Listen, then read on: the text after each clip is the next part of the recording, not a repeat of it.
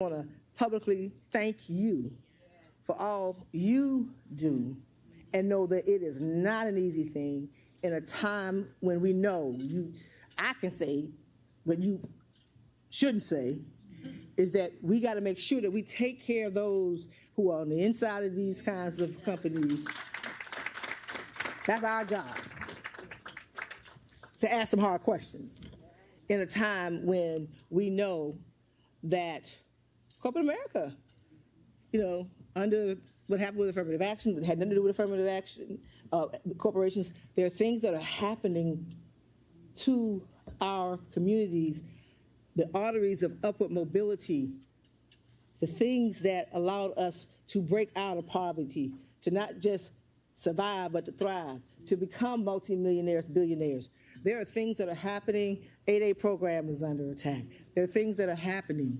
And yes, we're in the walls of corporate space, but we're partners with them, so we can be real about what's happening and respectful at the same time. Can I get an amen, preacher? I'm off script. Let me get back. But thank you, Tanya. Can we give her one more? So, welcome to our second annual Black Women's Roundtable, and we shifted the title a little bit to be more focused about what we're talking about. It's a Women of Power Leadership series that we started.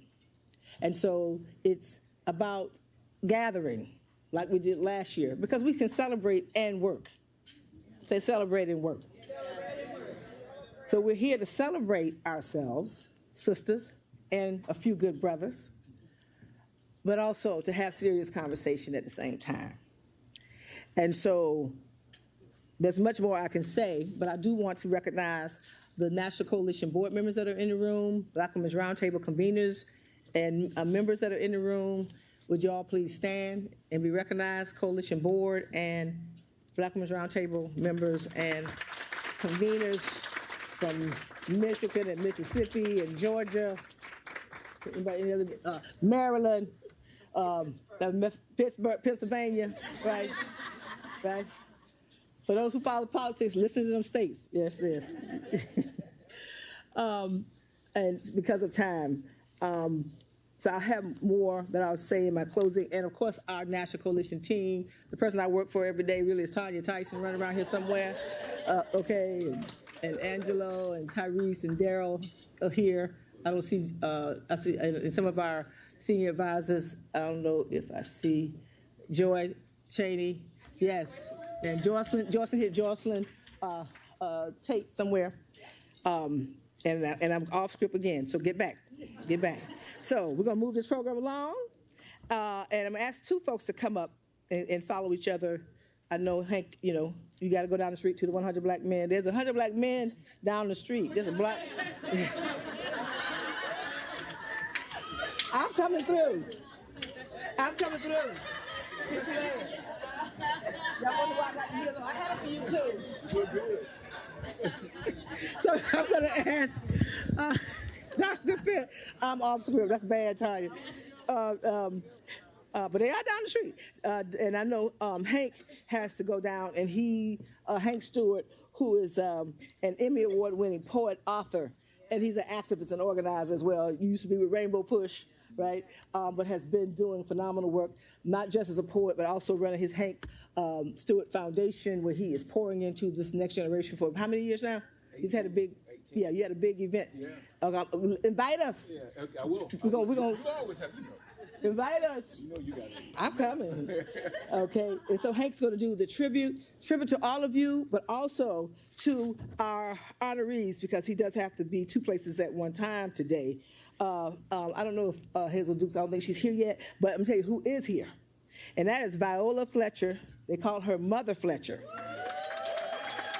And Mother Fletcher is the oldest non-survivor of the Tulsa Race Massacre. You may have seen her on television. She is in this room. That's right. So we're going to have Hank. And she's an author. Yeah, remember. And so, and thank you. And she's an author. Don't let them bury my story. the oldest living survivor, as I stated, of the Tulsa Race Massacre, in her own words. You are a gift. You are a blessing. And I've been, fangirling you, watching you talk to Congress and everybody else. We have to, and Marcia Dyson, Reverend Marcia Dyson in the room, who is with you, who reached out, and thank you, Marcia, calling me on Saturday. I answered because it was you. Right? And thank you, though, for your leadership and for bringing Ms. Fletcher here today. And we wanted to take the time to pay tribute to you, and hopefully if Hazel Dukes arrives, we'll do that as well. But I know she wasn't sure. Thank you, Hank. And then following Hank will be Dr. Penny Brown Reynolds, Deputy Assistant Secretary for Civil Rights, USDA, to bring our inspiration. Okay. So I'm so honored to be here with my sister, Mel, and I'm so glad she put me ahead of Dr. Judge Penny Brown Reynolds. So, I really didn't have to go that quick, but I knew who I was behind. So I got smart and said that I'm going to, come on up. Dr. Dorothy Height once said, "Black women seldom do what they want to, but they always do what they have to." Powerful statement. Dr. Janetta Cole once said, "You can educate a man, you educate an individual, you educate a woman, you educate a nation."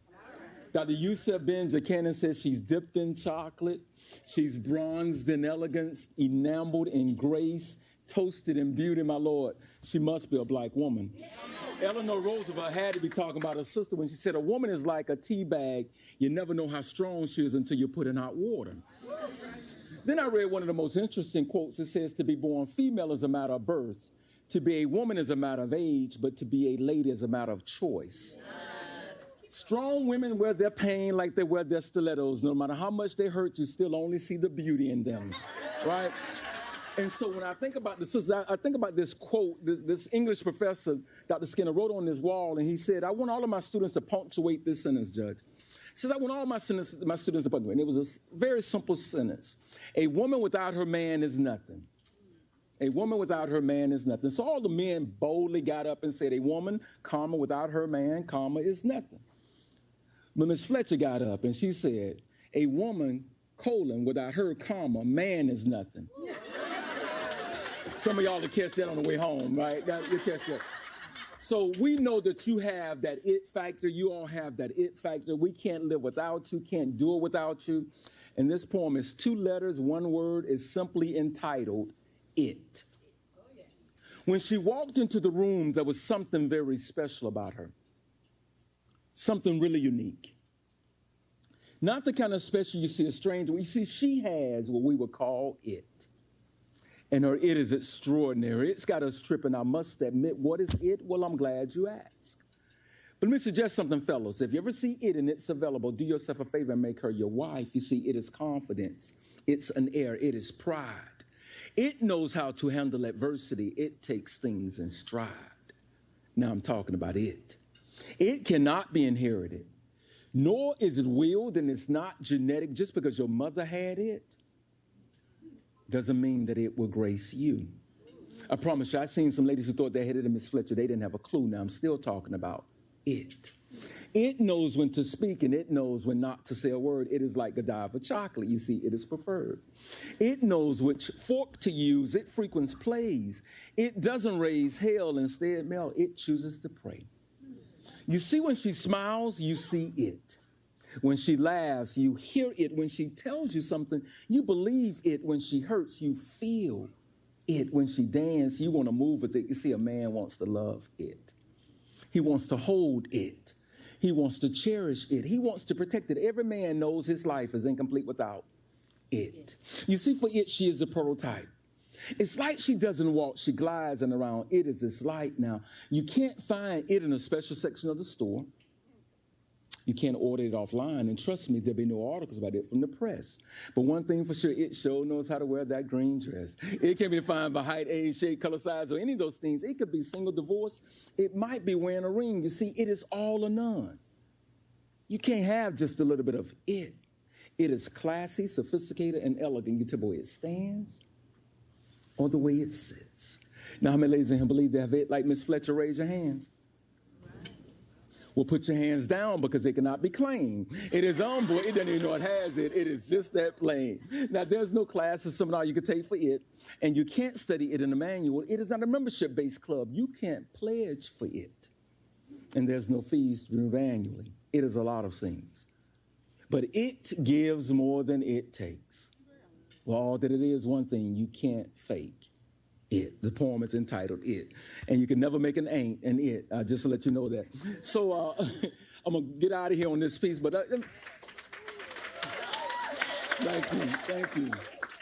thank you. So I know you didn't have dessert, so I'll be your dessert.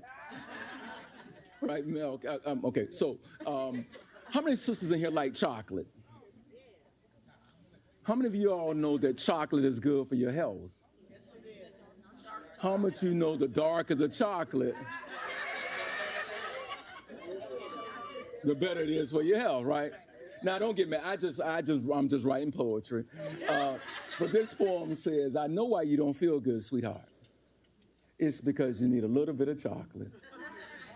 Chocolate can improve your circulation. It can feed that craving and that temptation. Girl, what you really need is a little bit of chocolate. It can lower your blood pressure. Or it might take it off the chart. It can soothe you on a night that's hot, but girl, what you really need is a little bit of chocolate. Now, study shows chocolate has other health benefits. I can't prove it, but I'm sure it's that chocolate that gives you a burst of energy in the middle of the night that just won't allow you to quit. Girl, what you really need is a little bit of chocolate. Now, the doctor says chocolate is good for your heart. That white chocolate is okay, but for maximum strength, you better find you some chocolate that's dark. Y'all have a good night.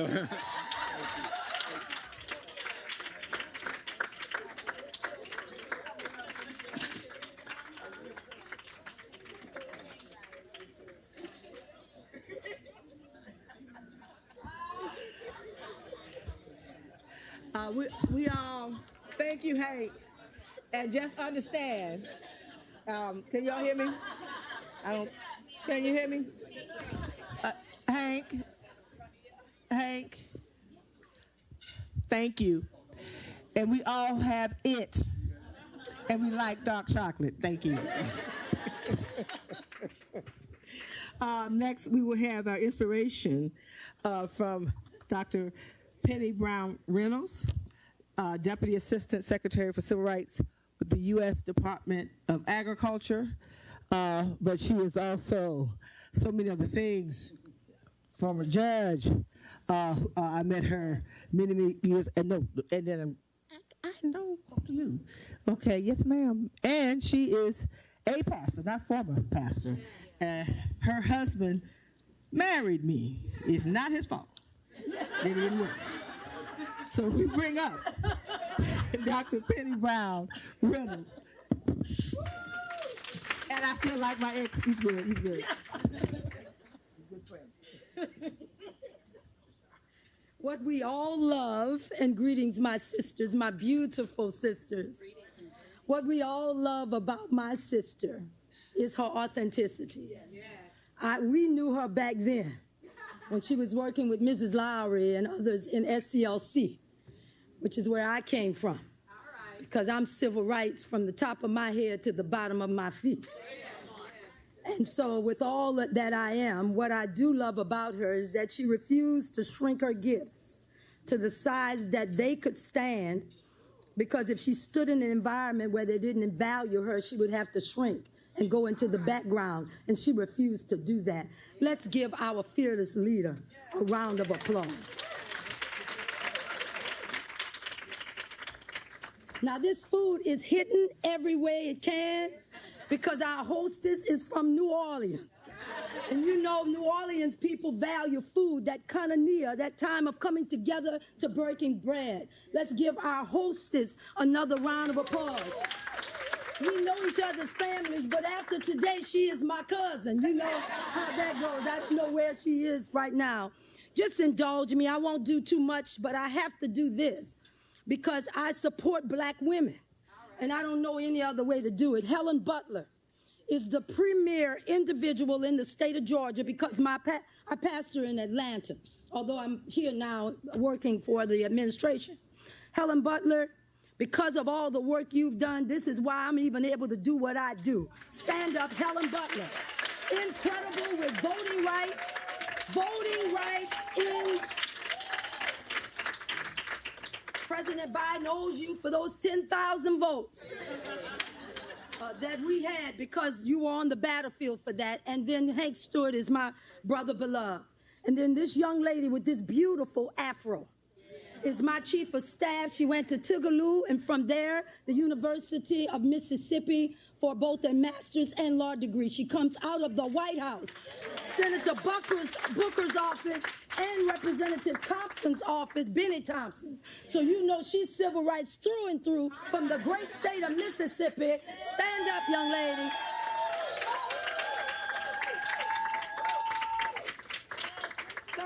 Years old. Tuesday will be 1 year in that position. I could do no less than have another black woman that I could pass the mantle to when I'm gone. Because we understand that our true greatness as black women, powerful black women, is the fact that we understand we didn't get here by ourselves. Queen, we thank you so much for all of the sacrifices that you have made. And as it relates to our other honoree, who is that coming? Hazel Dukes. Guess what's going to happen on Friday? If you want to come and hear a fireside chat between me and Hazel Dukes on behalf of the NAACP and Black Women in Power and Civil Rights, we will be there at 11 o'clock on Friday, she and I. So buckle up your seats and get ready for it, because the truth will be told, and I'm looking forward to that. I've been asked to do some inspirational words because my sister values spirituality and we understand the power of the black church as it relates to black women.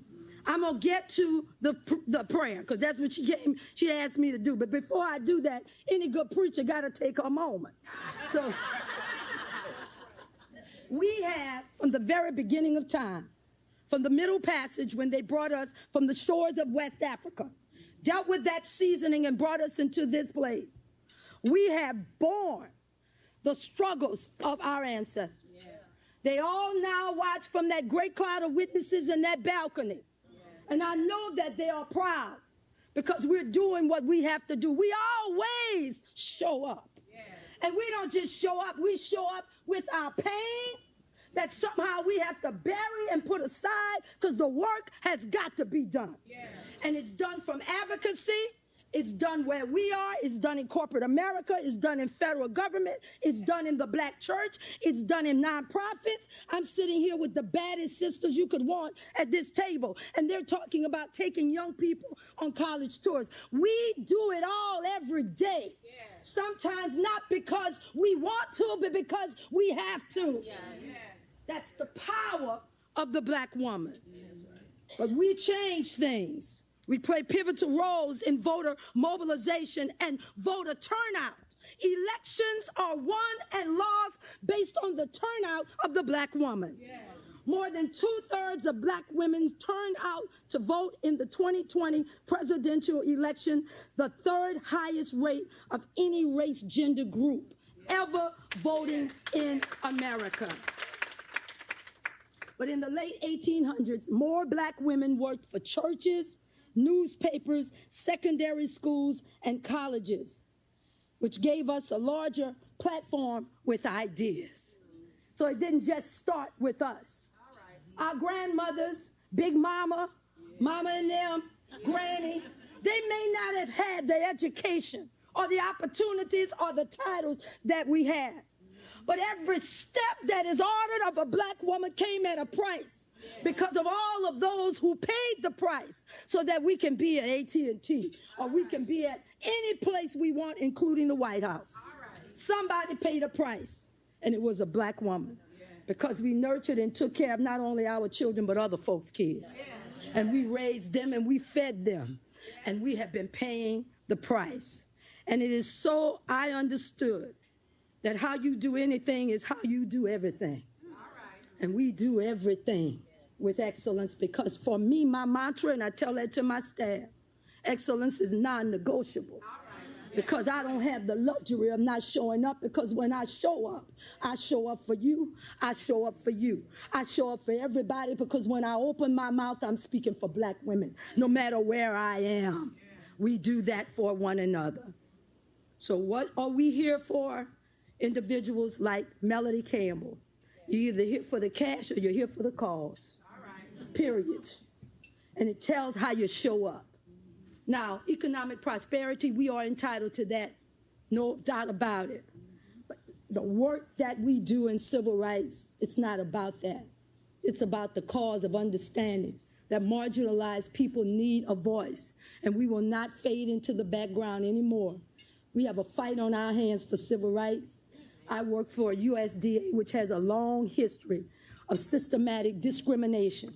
They sanctioned me being here because times have changed, because they're bringing people here who have an obligation. With the 417 days that I have left until the next election and the 487 days until the next administration comes in, I have a clock that's talking about what are we doing to make certain that what we do is not the same. Because as I said the last time I was here, wrong has no expiration date. And we got to do what we have to do by the people that are counting on us. And that is black farmers. I am the granddaughter of a black farmer.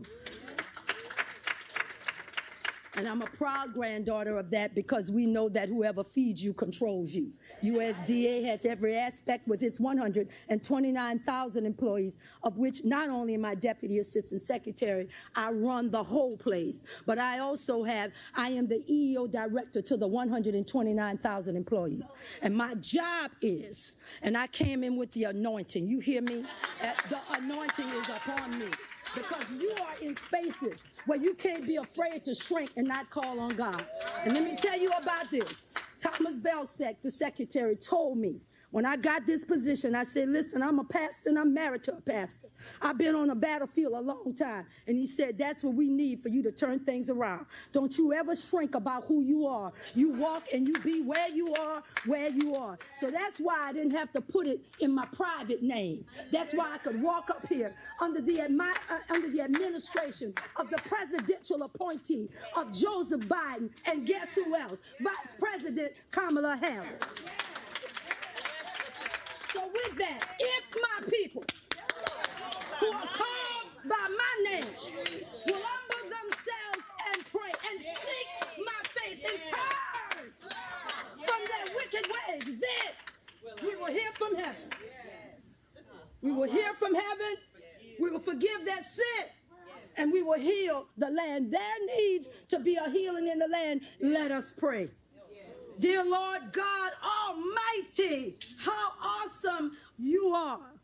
We are gathered here today because we can't do anything without you. Anything we try to do without you will fail. And so, Lord, I thank you for the leaders of this great organization that understand the power and the necessity of invoking your presence in anything that we do.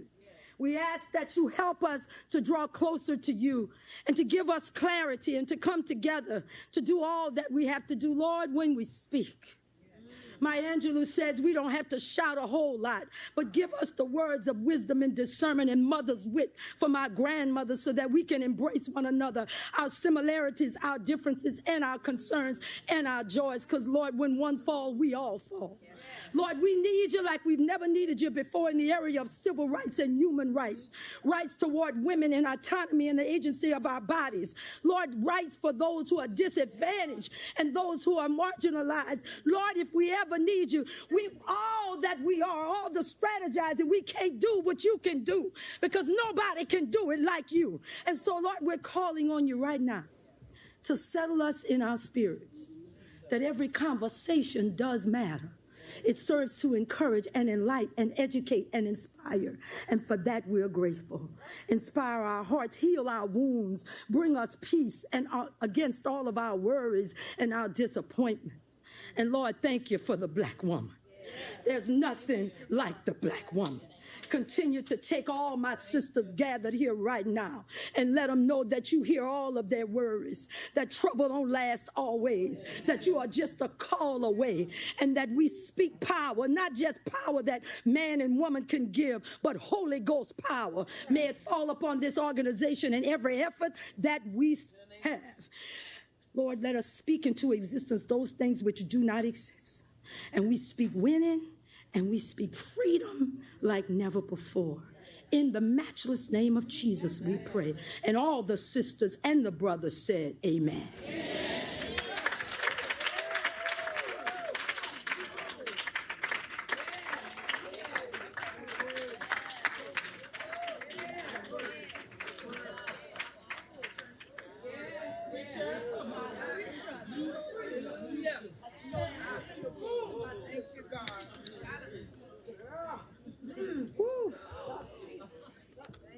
Thank you. Thank you. Amen. Dr. Penny Brown Reynolds.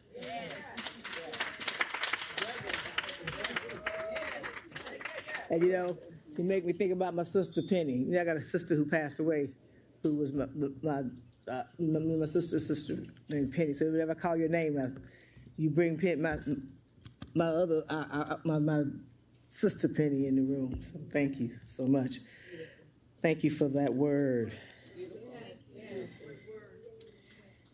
And so we're in the house of AT&T.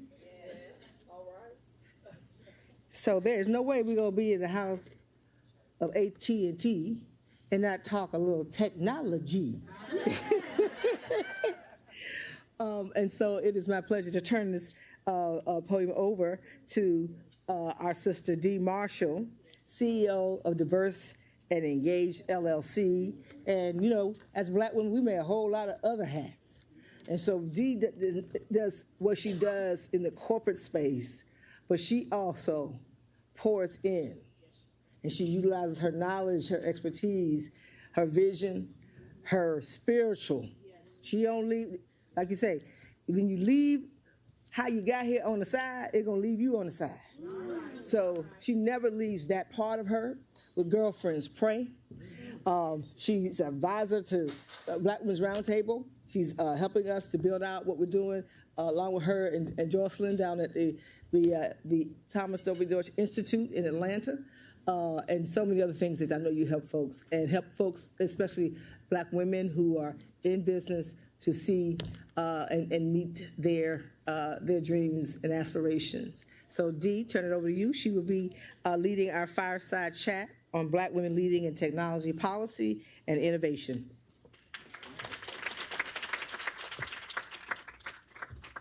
So I'm going to start here so we can move us along, because if I go over there, we might be here a minute. So,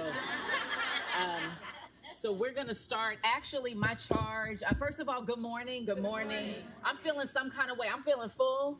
And not just the salmon, but baby, that Right Reverend Bishop Dr. Penny Judge, did she just deliver an awesome word? And so I'm so grateful. Can you hear me better now? But I want to move along our program today. I have been invited to moderate this flash talk. But again, I just want to say, Right Reverend Bishop Dr. Judge Penny, whenever you are in the room, in fact, whenever Black women gather, it is always a time. We are always fed, well-stretched, affirmed. Everyone in the room is someone. And so I'm super grateful for you and for the word. And I'm super grateful for Melanie Campbell. No one does this so well. To gather the leaders. She is really well known for gathering all of the leaders, and we are in a room full of leaders. Every woman here responsible for leading your own charge wherever you are. And so again, I just want to acknowledge Melanie Campbell, and then Tanya Lombard is always the one that's going to underwrite, co-write, authorize, co-sign. She's going to make it happen. She is a gatekeeper of our community. So want to thank AT&T and want to thank Tanya Lombard for always just saying yes. So a round of applause for that. Okay, so as Melanie mentioned, we could not be here and not talk about technology. So I am going to invite to the stage our two guests for this flash panel. Say flash. Okay, it's going to be flash, and someone is going to keep me honest with time. They said it's 15 minutes. I'm looking at you, sis. I know you're going to keep me honest with time. I want to invite right now Anissa Green, Director of Federal Regulatory, Chief of Staff for EVP, and Chief Regulatory Officer of Corporate, External, and Legislative Affairs for AT&T. A round of applause as she comes. And then I am going to invite Nicole Turner-Lee. Hey, there she is right here. Nicole, you want to sit over here. Director of the Center for the Technology Innovation. And also she's a senior fellow governance studies at the Brookings Institute. Thank you, gorgeous, both of you, for being here. So a round of applause for them. So we're going to talk about technology. Hey, girl. Hey. Hey. Welcome. So we're going to have a brief conversation about just being a Black woman, being a leader, where you all are and what you're seeing, what you're hearing, and what we need to know, because you know the audience today is, of course, all Black women. And we are in a moment and a movement right now, right, in terms of Black women being on the battlefield always, but now being somehow targeted in ways because of, you know, the work of those like Helen Butler, right? And people are outside of this room are not happy with how it is that we lead and move. And so we want to just have a conversation about that. So let me start with this. So the first question in this conversation about Black women leading in technology, policy, and innovation is really about the tech landscape. So let's talk about this right now. So the tech landscape it's rapidly evolving, and there is a need for more diverse voices shaping policy and innovation. We know that there's a need. However, the representation of Black women in these spaces, it really is still, you know, it remains limited. So you know where I'm going. Look, they already looking at each other like, girl. But now, are we being recorded? Because we just need to make sure we keep it okay. So we are live. Actually, we are live. That's good information to know, because we need everybody to keep their good government job. Okay, keep your good government job. But can you all share, you know, just what motivated you to rise to leadership in your respective fields, knowing that it is difficult, it's challenging, you're often one of the only. So talk a little bit about, you know, what inspired you to rise, and then also, how do you see the role of Black women evolving in tech policy and innovation in the coming years? Wow, that's a fantastic question. And you go first. Okay. So yes, my name is Anissa. I am born and bred, Caribbean descent, Brooklyn girl. So part of that motivation is Brooklyn all the time. I walk in the room with Brooklyn on my back. And then my mother, of course, to sound a little corny, she comes with me everywhere. So I'm going to make her proud and make sure I string the words along. She invested in this brain, and I'll try to make sure that they are enunciated properly.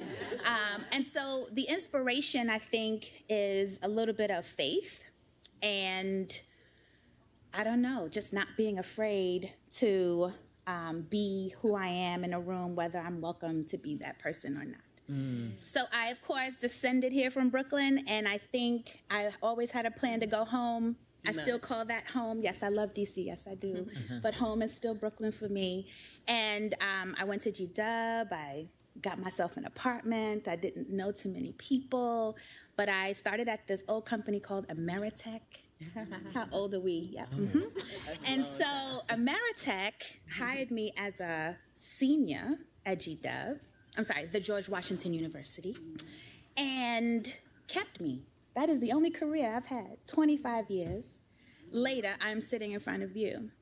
And so I went through 6,000 mergers. You know, we did the whole swirl thing, and then we came all back to AT&T, but I'm not the legacy AT&T. I am a Baby Bell originally. And then as I went through my career, just doors started appearing in front of me. And I said, well, I might as well put my name on that, even if no one else invited me into those doors. And so I did that. And my leadership started to really appreciate some of the doors we opened. And those doors from community, so that we are representing the community that we serve, I started opening up those doors. And I got a wonderful opportunity to meet Dr. Nicole Turner-Lee. I do say her full name all the time. And then some of the other women in this room, and I just stayed on the course of, let me go ahead and keep opening these doors, because I kept them ajar so that the women behind me continue to not be afraid and be able to walk in these. I was like, what is technology? What is that? I love something shiny. I love things that look nice.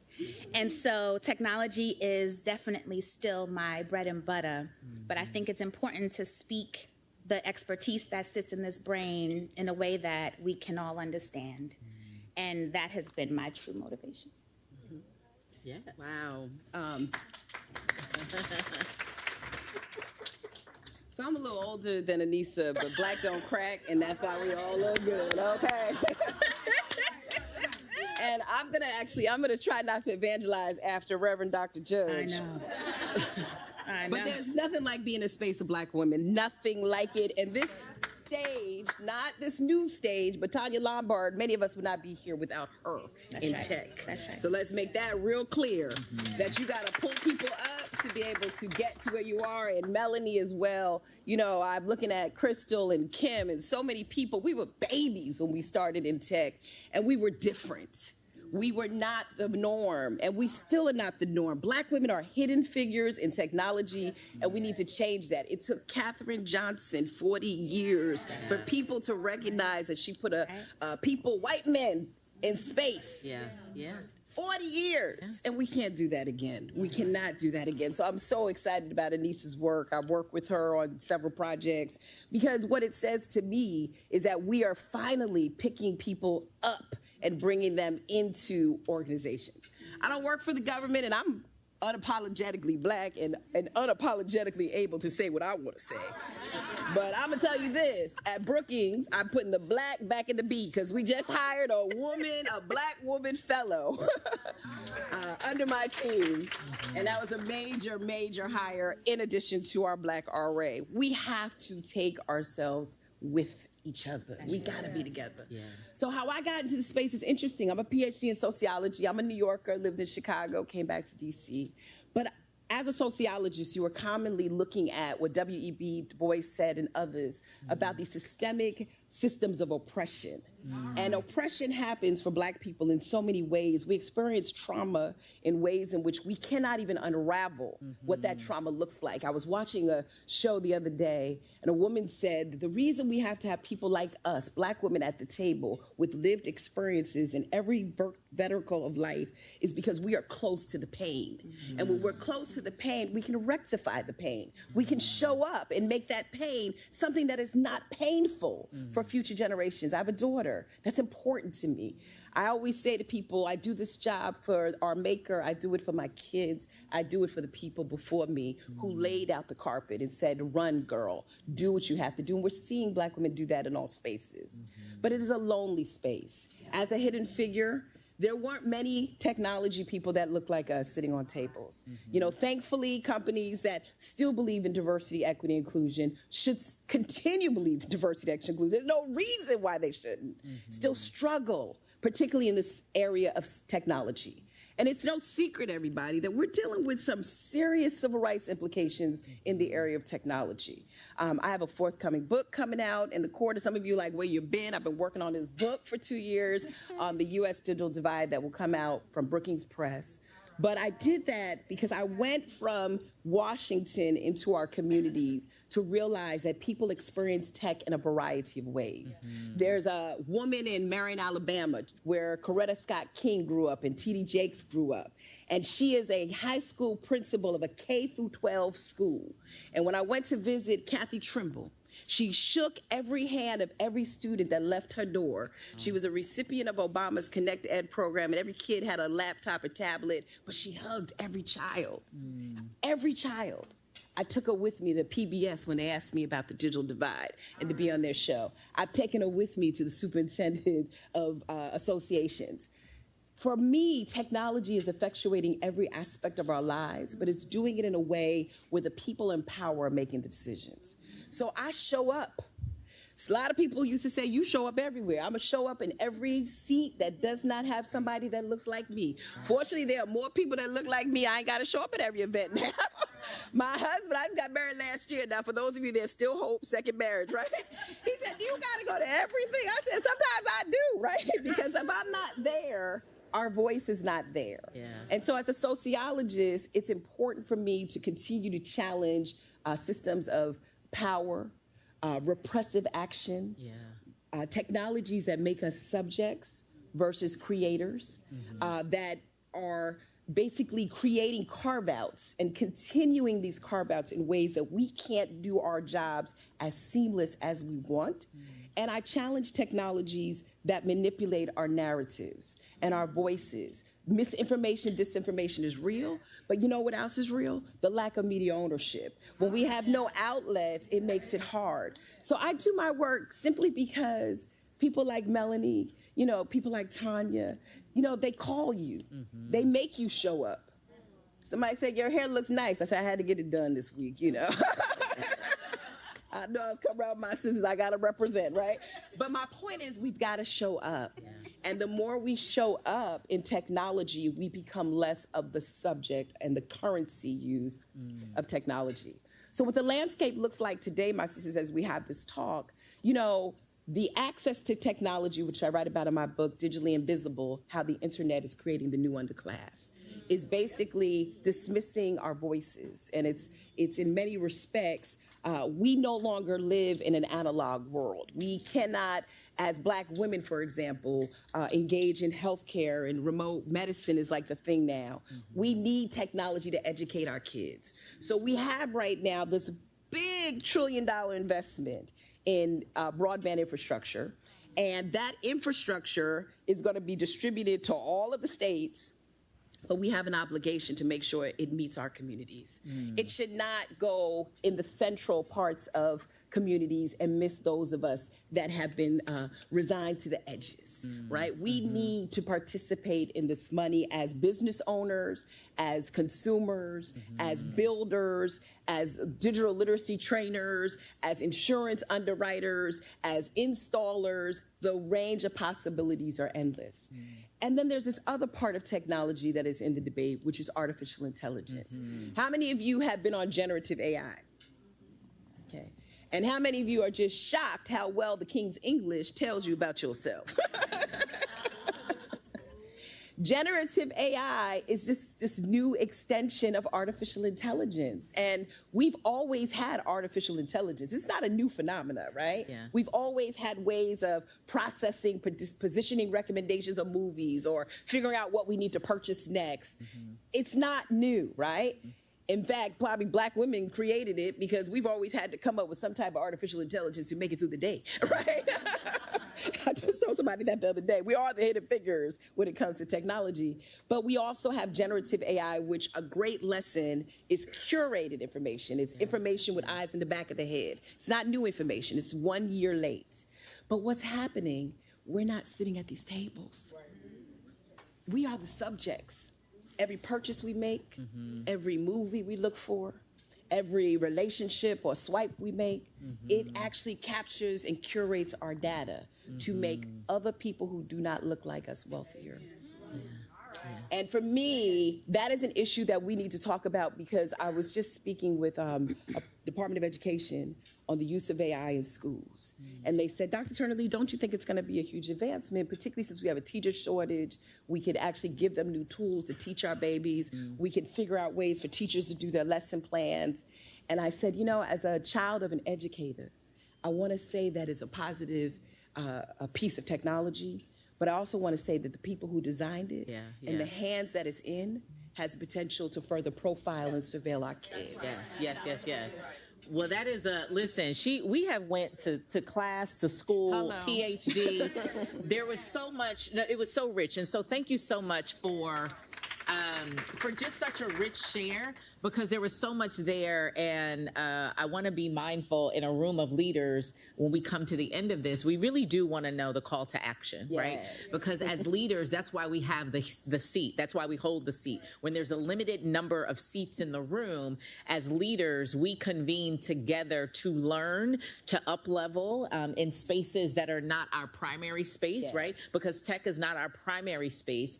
But when we have sisters in the seat everywhere, we could fan out and then ask the question, what do we need to know right now?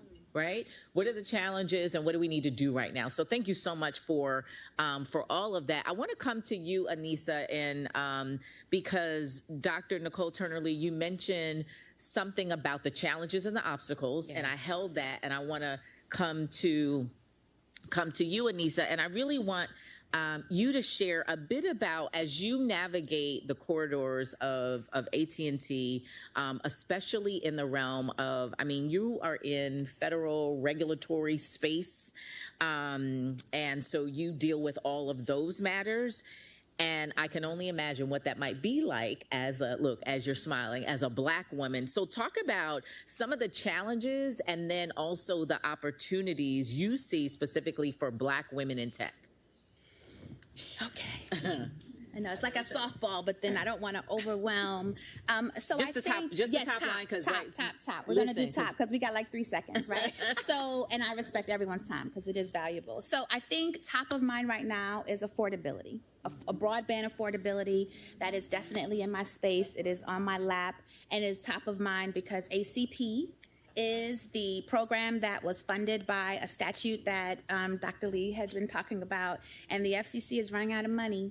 Yes. The program is running out of money, and it may very well exhaust as early as next spring. Yep. And that means most of our communities will not have the broadband connectivity that they are afforded today.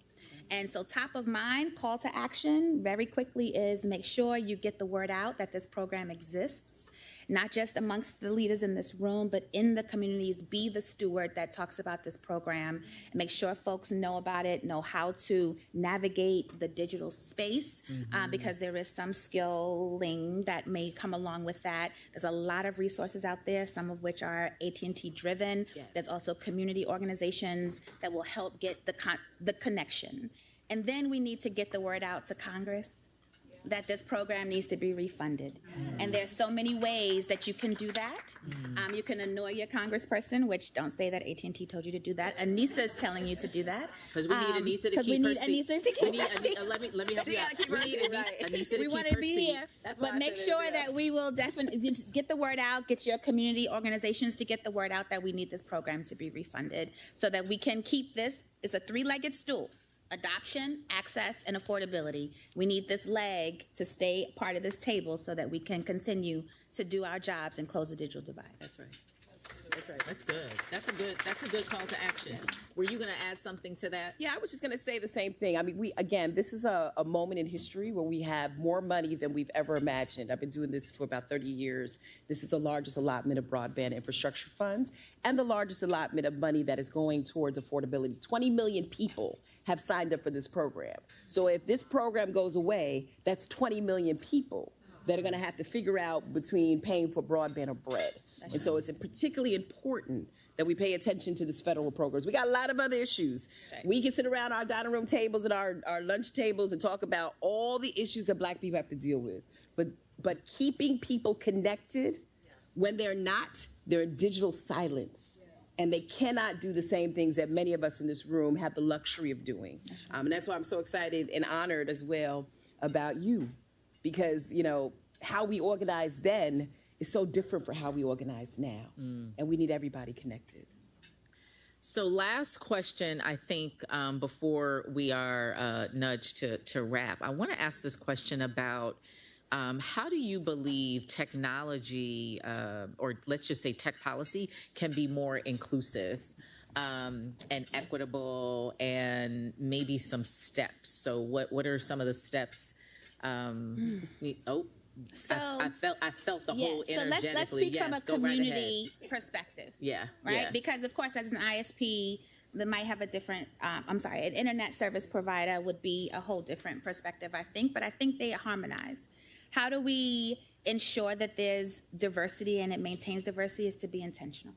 We have to be intentional in the AI space. We have to be intentional in how we create these pipelines. How do we get jobs? How do we get them into the community? I think that intention is probably the key word there. And then I won't do a commercial, but Dr. Lee could do a better commercial. Well, I would say, just for the sake of time, I think elements towards movement building in the policy space are going to focus us in 3 areas. One is education. We need to educate our peers that technology is not just about getting on social media or just doing things or being consumed in it without a benefit.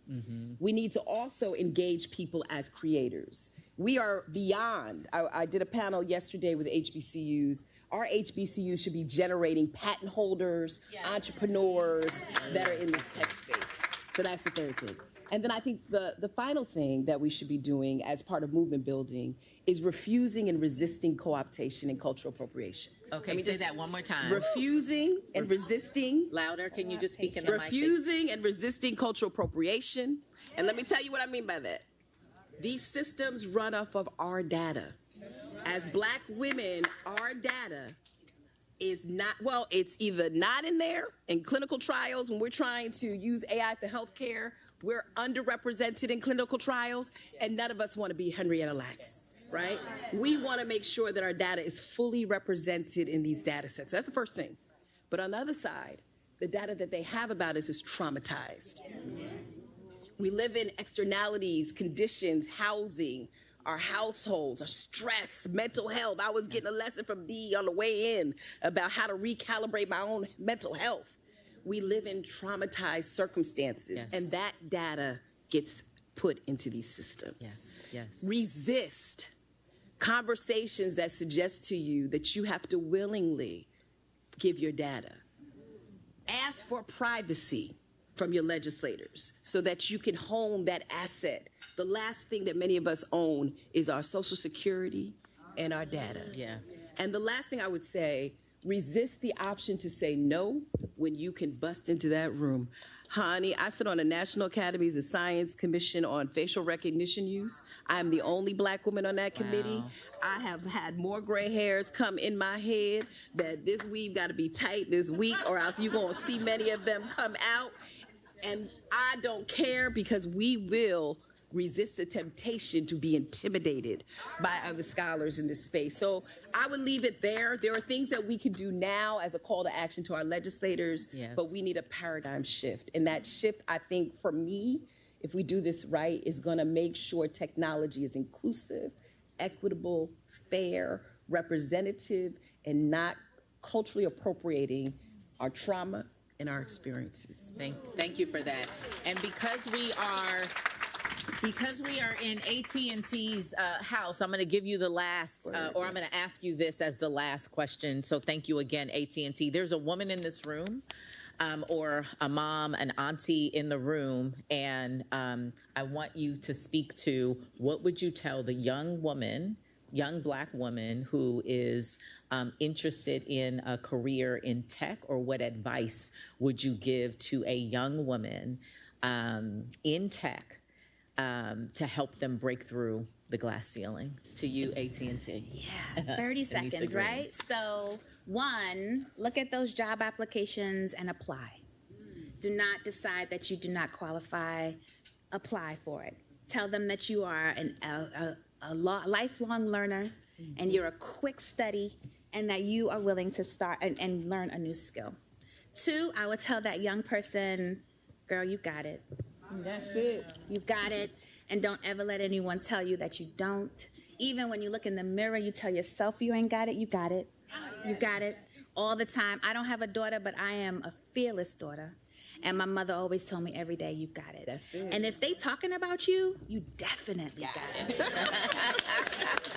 All right, a round of applause, everybody. A round of applause for our flash panel. Thank you so much. Round of applause. Round of applause. Thank you so much. Thank you.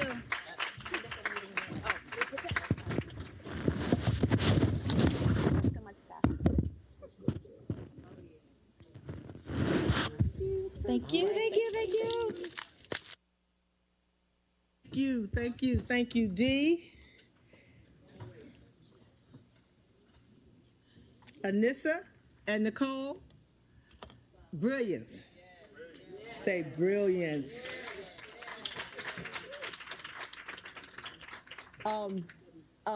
Tanya Lombard, we're going to come up and we're going to do this tribute. Reverend Siobhan Arlene Bradley, President. Well, I'm going to call you Arlene. You know from the South. Arlene Bradley. Basara, Sister in the Battle, President and CEO, National Council of Negro Women. But as they're coming up, let's give our tech policy experts a round of applause. Trudy Lucas, come up. So this is a special moment that we felt we must do, that we are honored to do, and that is to honor two phenomenal Black women and hear their words of wisdom today. And look at your neighbor and say, you're wise. You're wise. Look at the other one and say, you're wise. But when you've been around 100 and how many years? 109 years. You're wiser. At 91 years. I'm not sure. Am I right? Is Mama Duke's in the house yet? She's coming. Okay. So we'll start. I'm gonna go find her. Okay. So we're gonna start. When Mama Duke's here, we're gonna do the. Yep. So we'll start. Marcia, come up.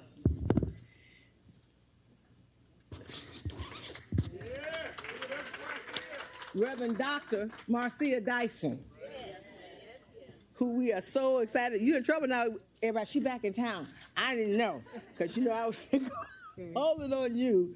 But I'm going to have her, that I have remarks, but I want you to help us to give the inspiration tribute to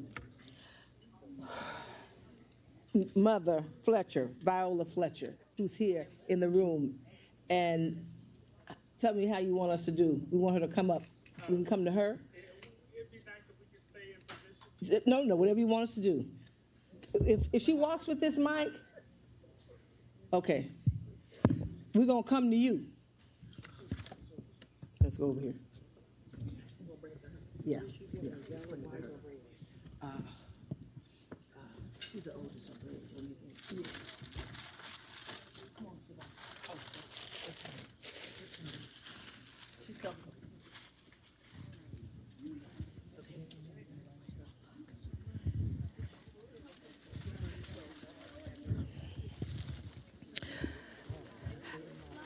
Yes, we want to give you, this is just a token of our love and appreciation and respect for you. The fight, not that you've been on, but the fight that you're still on. And that's to get justice for our people and real reparations for our people of Tulsa. So Marcia, would you share more specific words for us? First of all, we know that as we look toward our economic development and the prototype for the future of Black communities to rebuild itself, we do look at Tulsa, Oklahoma. And I was there this spring, and every time I went to one of the landmarks that told the story of how this beautiful Black community was destroyed just because of its pigmentation, it made me weep. And I thought about still the strength of the people who migrated to Chicago, New York, that actually helped to boom those particular cities. But here we have sitting a 109-year-old woman who refuses, as you said, the women of technology, to let even artificial intelligence appropriate our culture and our words, that we will not let them bury not only her story, because her story is our story. We are tied and anchored to one another, not only in DNA, but through our and not only through our legacy of slavery, but through our hopes and dreams of progressing. So we have the ship of Zion right here. We have a Marcus Garvey right here. We have a black star. Thank you, Tanya Lombard, for allowing this to be a black star so that we can sell all these hopes and aspirations, not to Liberia and Africa, though internationally I have to talk about that later in another forum, but to be here and situate. And thank you, Melanie, for making space and room for her, because this was quite impromptu. And so I want to give the opportunity for the woman. I'm not going to bury her story, so I'm going to let her tell her own story.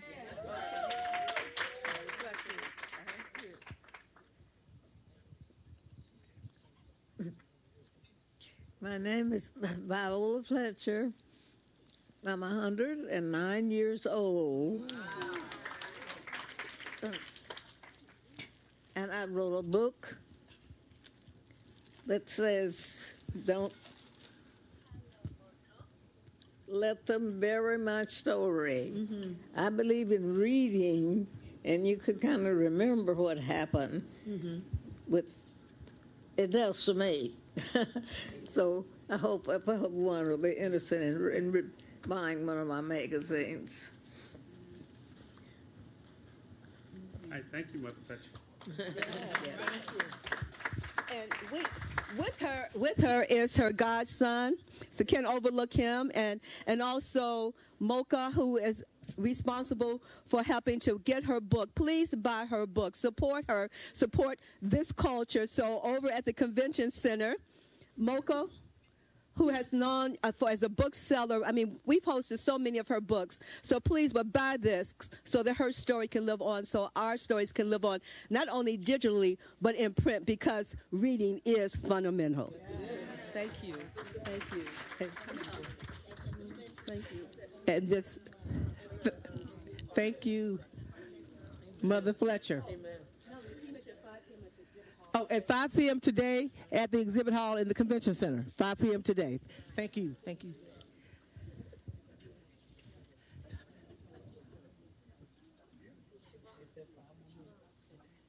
Oh, not here yet. Not here yet. So we're going to take an intermission.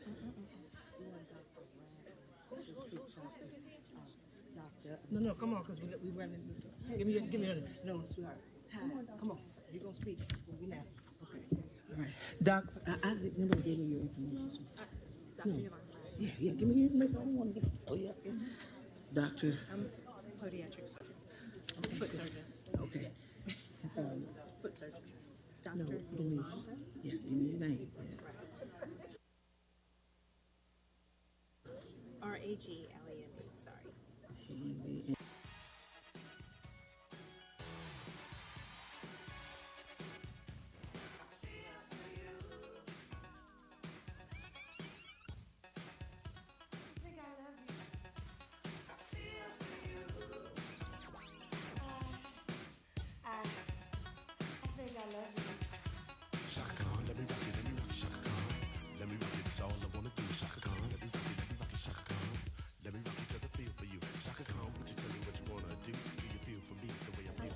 Okay.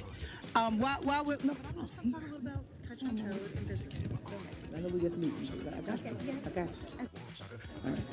All right. While we're waiting, we're going to hear a few more words on from the technology from Dr. Yolanda Ragland, who's also obviously really much knows a lot about technology, but she's also a doctor, a medical doctor, a foot surgeon. So come on up, Sister Dr. Ragland. Okay. Use this microphone. Use that one. Use that one. Okay. Hello, I'm Dr. Yolanda Ragland. I am a podiatric foot surgeon, and I was honored. Thank you, Tanya, for putting this together. I think this is a wonderful assembly, and I was really thrilled that it was about technology. And so I want to talk about how racism has actually been mechanized. At the Fireside chat, they touched on some points. But what we really need to focus on is who's writing the code for all these algorithms. Algorithms, AIs, black boxes, they're all the same, but who's writing the code? We know that people are inherently biased. So when they write their code, they too become inherently biased. And it affects all of us. It affects us from getting credit. Steve Wozniak said that his wife got 10 times less the credit in Apple credit than he did, even though they share all the same assets and bank accounts. It's being used to evaluate teachers. In New York City, this is how they get tenure. In Texas, there was a teacher who had been teaching for 20 years with stellar results, and they started using AI to judge whether or not they should continue along as a teacher. And all of a sudden, this teacher was a bad teacher. United Health has admitted that through AI, it's prioritizing medical health for white people over black people. It is grossly racist, and it's terrifying. So, it's great that we want to push along policies, but the problem is these codes are not regulated, and that's what needs to be done. So what I want to put forth here, because I have been affected by AI. I almost lost my business. I'm an out-of-network practitioner, which means that you can't go into a book and find me, so I have to find you. My Facebook account was hacked. They stole tens of thousands of dollars out of my ad account. They placed ads that were not conducive to the community of Facebook. And then after an appeal, and I'm going to put air quotes in an appeal, which was determined by AI, I was banned from Facebook forever. They went a step further. They kicked me off of WhatsApp. So I'm currently on WhatsApp with a Google Voice. I had no person to turn to. So I got victimized. I got robbed. My business almost shut down because the primary source of how I found my patients was taken away from me. Not only did they take away my Facebook, they took away my Instagram, which was really where I was getting most of my patients from. And it was through a miracle. I belong to a Black women's group, and someone just so happened to work for Meta, and it's 6 months later, that's the only reason why I got my account back. I would have never gotten it back if it wasn't for this connection. Okay, and I was banned I couldn't even get a private account, ever.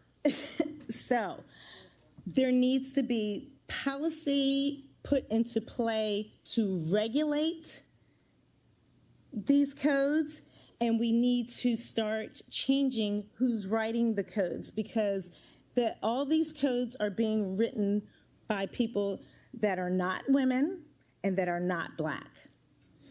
And that's all I have to say about that.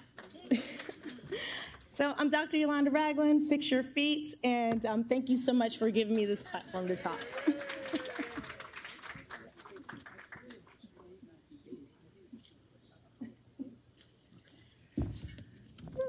Thank you.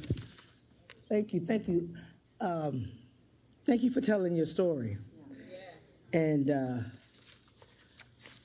Jocelyn Tate over there, who's our senior tech policy advisor, but also now director of our new digital equity program. Stand up, Jocelyn. Beats us over the head. We gotta deal with this issue. So if y'all know each other, Jocelyn, we need to definitely connect. And Jocelyn, we're having something a little later too, so we'll make sure that we are announcing that before we leave. Tanya Tyson, while we're waiting, Tanya Tyson. And our intermission can be showing the video. Would you show the video? Thank you. Let her catch her breath. Okay. Yeah. Okay. I'm gonna let her catch her breath. So we're going to hear from Tanya Tyson about what's happening next for Black Women's Roundtable. Can you cut that up so that people can hear it, please? Can they cut the volume up?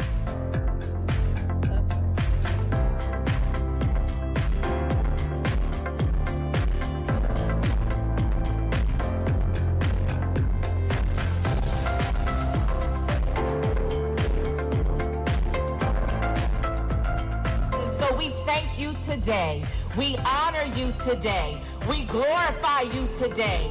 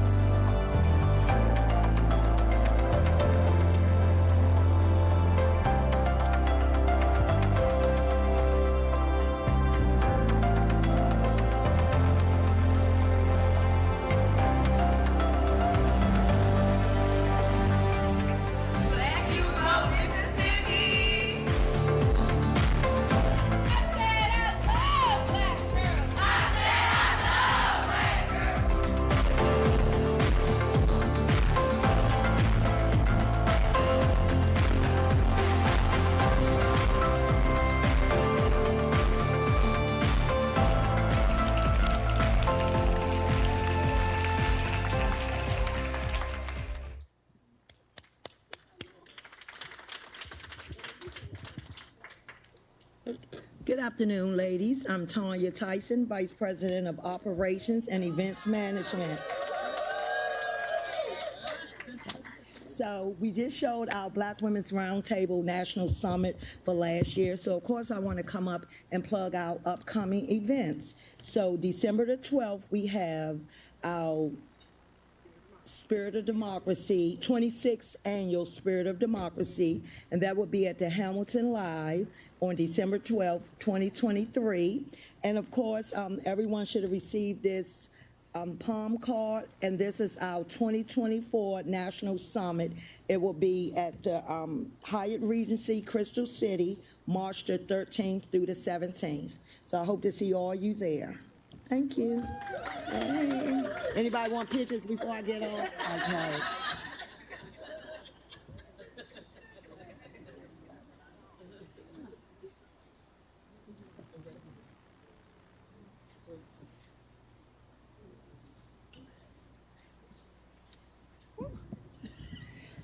So, give Tanya a real. Absolutely. My sister Penny found her for me. Can y'all believe she didn't? And she didn't talk. She was quiet. Can y'all believe that? And we were trying to make a decision. You don't mind me telling the story, Tanya? Do you? No, tell the story. And this was in They need to know. 2010. Our sister passed in 2011, and she was our event manager. Ruby Penelope Campbell Pulliam was her name. And I had a couple of sisters that were working in. And they was acting funny toward me. Because she didn't talk. And we had to move, and we had to downsize at that time, and I only could take one of the two. And I was going to take a lady to talk. My sister said, You need to take time. Amen. And you've been a gift in my life. Oh, beautiful. She will cut somebody. We're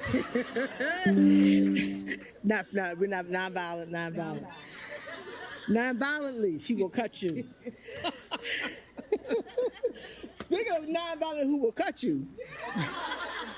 Well, in love and is serious about our people, who is serious about the movement, who is serious about the NAACP Spin Guard Award winner. Tanya, come up. Tanya Lombard, come up. Okay. Is Mama Hazel Dukes. Yes. Who's our other mother of wisdom, who's here today that we want to just pay a special tribute to you. And of course, we did with Dr. Mama Fletcher. But Mama Dukes, I met you some years ago, and you know all the leadership. But I don't care where you are. If you with Mama Dukes, she's gonna lift you up. That's right. And you, in times when I didn't even know I needed it, you've lifted me up, and I know you lift up thousands of others. And I just want to say thank you.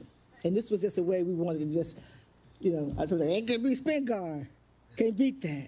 But we just wanted to top. We had women of power whose shoulders we stand on your shoulders. Yeah. And so we got a couple of sisters who stand on your shoulders who are gonna bring words of tribute. And then we're gonna hear from our sister Trudy Lucas, another South Carolinian Caleola, who's gonna come up and in song provide those tributes as well. So Reverend Siobhan Arlene Bradley and Tanya Lombard will come up.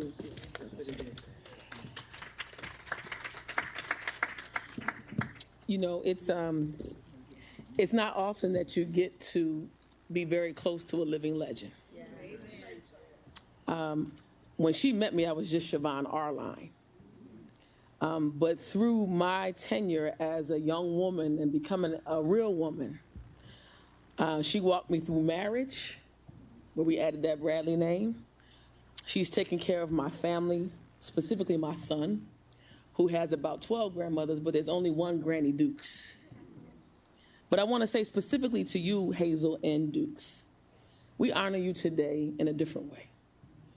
We cannot do more than say these words other than not only thank you, but we thank God for you. Yes. Oftentimes, we take these seconds for granted, and I've had her for a long time by myself. When I watch you, Hazel and Dukes, there's not a generation that you haven't touched. From infants to presidents of the United States, your impact has gone above and beyond. So as one of the younger daughters on your long list of children, now don't tell Roz and Karen are sitting right over there. They get jealous. I told them I'm really her favorite. They just don't know. Hazel Dukes, thank you for being exactly what God called you to be. You are not only mother, you are leader. You are a trailblazer. You are a woman of God. Yes, you're mother to Ronald, but you're mama to all of us. And as this Delta in green gives this Delta in blue some love, I want you to know that this moment we can never get back. Take advantage of every second you can, because you don't know when it will be the last. Now, you're going to outlive most of us in the room, probably. That is true. But if you never hear any other word that I can say, I love you with all my heart. I'm grateful for what you have done for every woman who is here. And thank you for taking the stuff that we didn't even know you took. Thank you for blocking some of the things that we didn't even know were coming. And as a woman in the NAACP, sometimes the matriarchal moment is overridden by the patriarchal moment. But she has risen to the occasion that when they say NAACP, they won't say many other names, but they will know this name. This humanitarian awardee. Come on up, Sister Tanya. Hazel N. Dukes, your daughters love you. Yes. And this award is 100% for who you are and for what you mean to us. Would you please stand with us?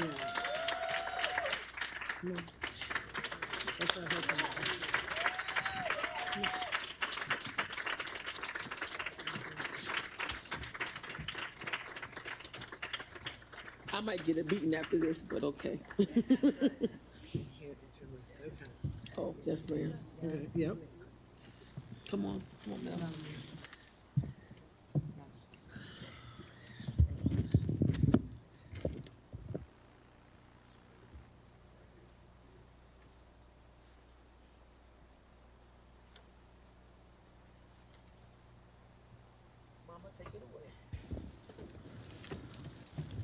Be seated, children. Yes, ma'am. I will bless the Lord at all times, and his praises shall continue to be in my mouth. What a wonderful day to look across this room and see my sisters and a few of my brothers. Thank you for being here. When I look at Cleola Brown,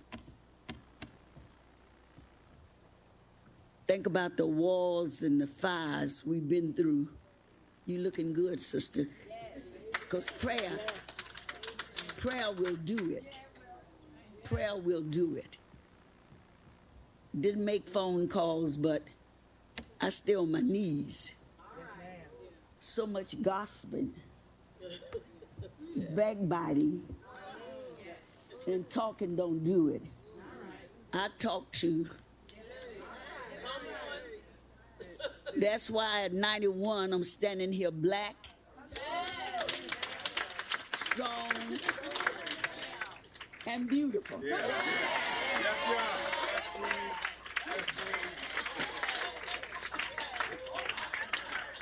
Dressed to the nine in my climate.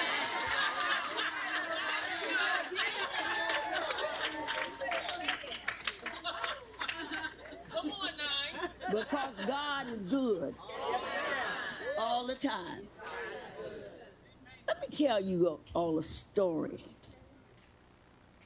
about this little girl who was born in Montgomery, Alabama. My grandmother was named Sarah. I'm sure her parents didn't know what they was naming her. They found the name. On my father's side, my grandmother had twins, and they died at childbirth.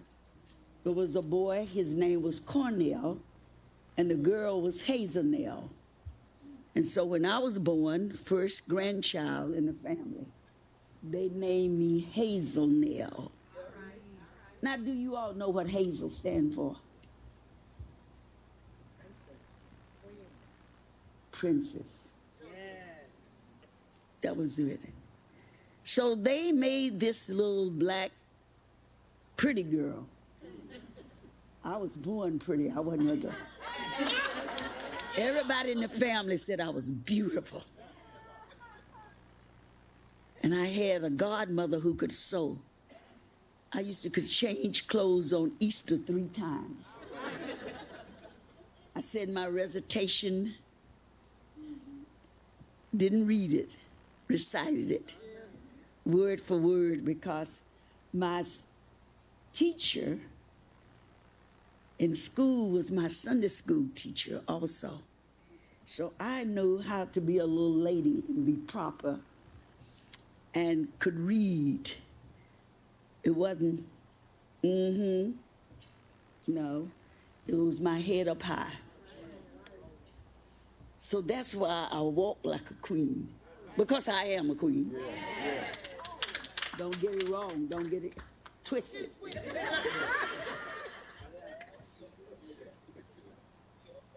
So I used to walk in Montgomery, Alabama, down Mason Street with my grandmother. Oh, she could iron those shirts. They didn't even have to go on a hanger. They could stand up. And we would go through some streets that would say, eeny, meeny, miny, mo. Catch a nigger by his toe. And if he holler, let him go. Eeny, meeny, miny, mo. And so I would say to Mom, what? She said, don't worry about them.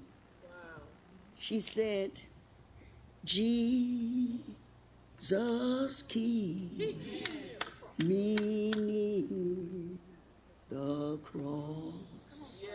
There's a precious fountain, free to all a healing stream flows from Calvary's mountain.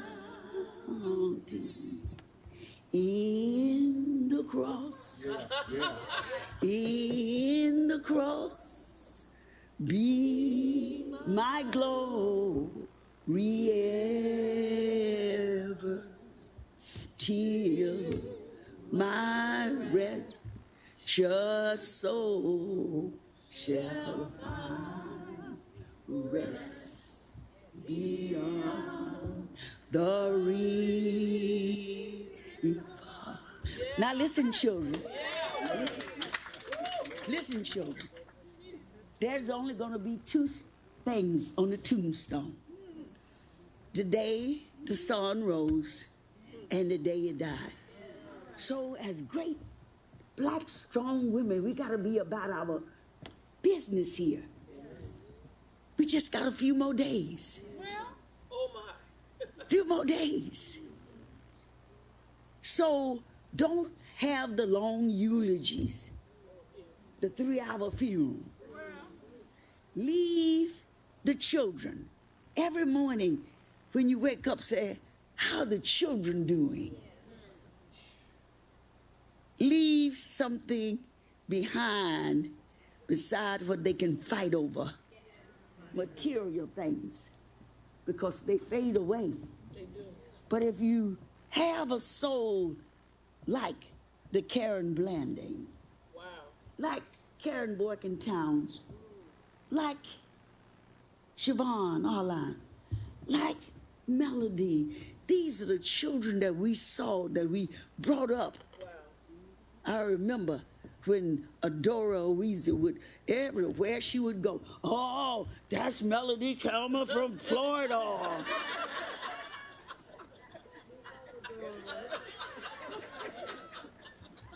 I remember fighting with some men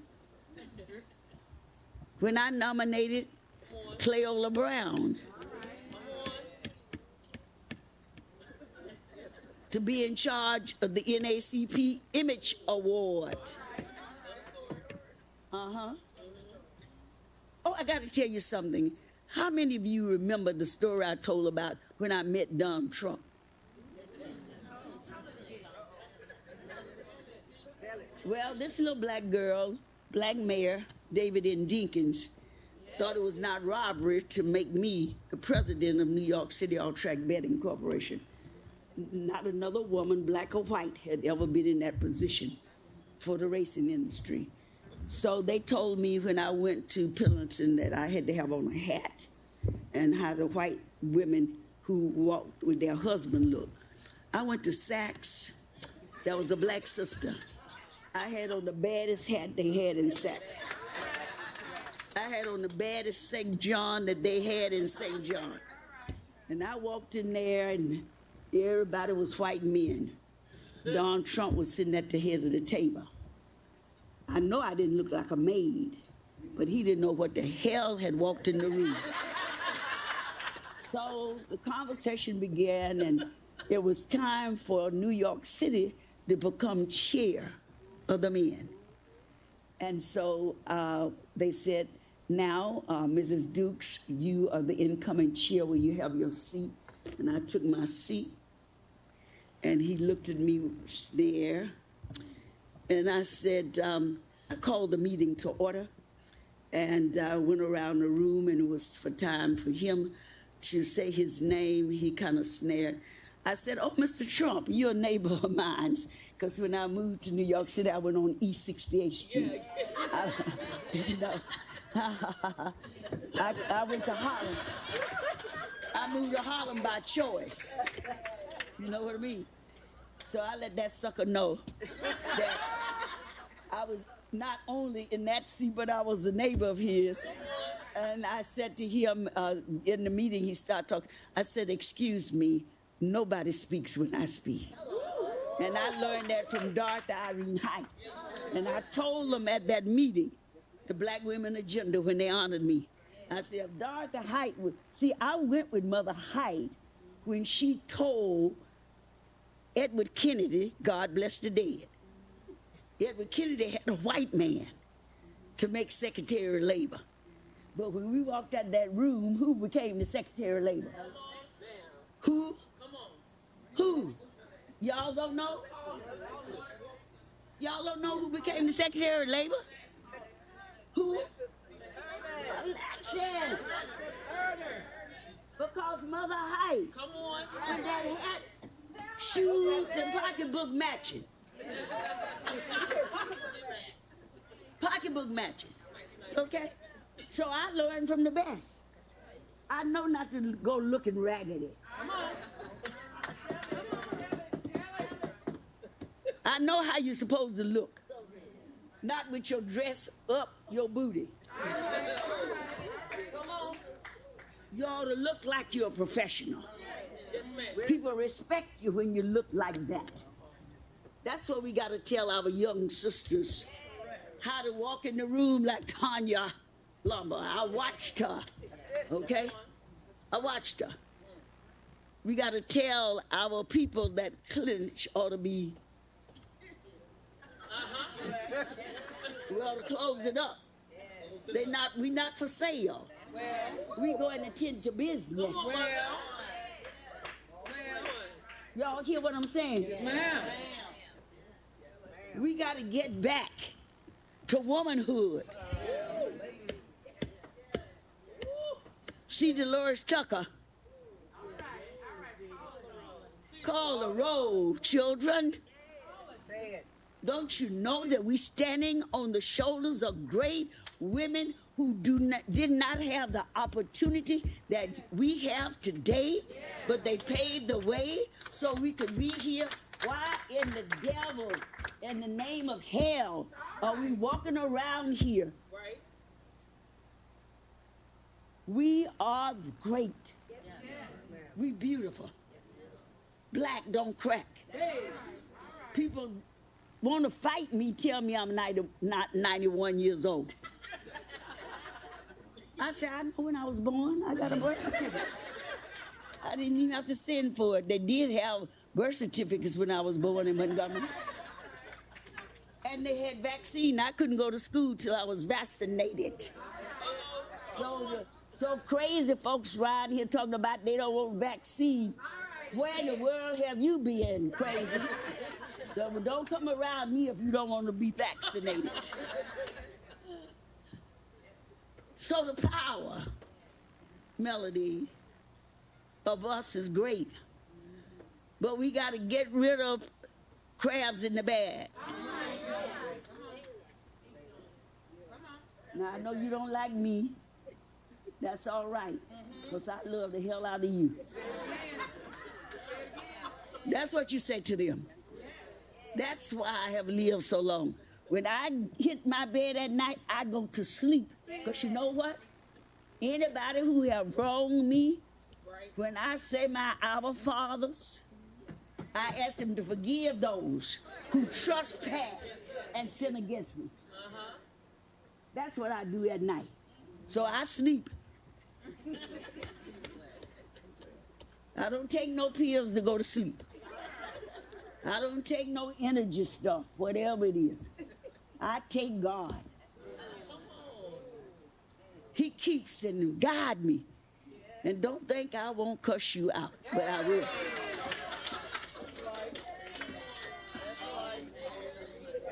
I will get you. And Cleola, they can ask some of the men. Let me tell you, I was at an NAACP meeting, and it got hot. And the man said, that bitch needs to sit down. I went and got him, Cleola, you remember that day? I got him by his tie, and I drug him over. It took 5 men to get me off of him. Okay? I don't play. When Jimmy Carter was running, I was on the Democratic committee and had worked hard for Jimmy Carter. And he came over there in the New York delegation, the New York Times, it's on record. I pulled off my shoe and beat the hell out of him in Madison Square Garden. What? Yes, I did. Yeah, it's true. New York Times recorded this on the page. Right. Yeah. Come on, warrior. Yeah. Come Right. on, warrior. Yeah, I'm a warrior. But I love each and every one of you. Amen. Everything that's black. I love it. The city of New York just named, I have 2 school districts, the Hazel Dukes Initiative. And I was telling Karen on my way down, we want to look at a STEM center and name it after me. Because how are my children doing? Just as God blessed this little girl from Montgomery, Alabama, to dust the streets with pages torn out of the book, and song with niggers, go home on it. I made it. I know we can make it. I know that there's little black and brown boys and girls will be the next Obama. We don't have to talk about the first and the last. I know that they can find cure for cancer. We are brilliant. But if we stop our naysaying, always complaining about who's not doing anything, and you sitting your rump at home, watching as the world turns and the world is turning. Come on, women. Come on, women. Come on. Come on, women. As Jesse Jackson say, the hands that rock the cradle. The hands that rock the cradle. God made such image and such greatness in us. Let's take it. I love you guys. Thank you for all that you do and all that you love and show.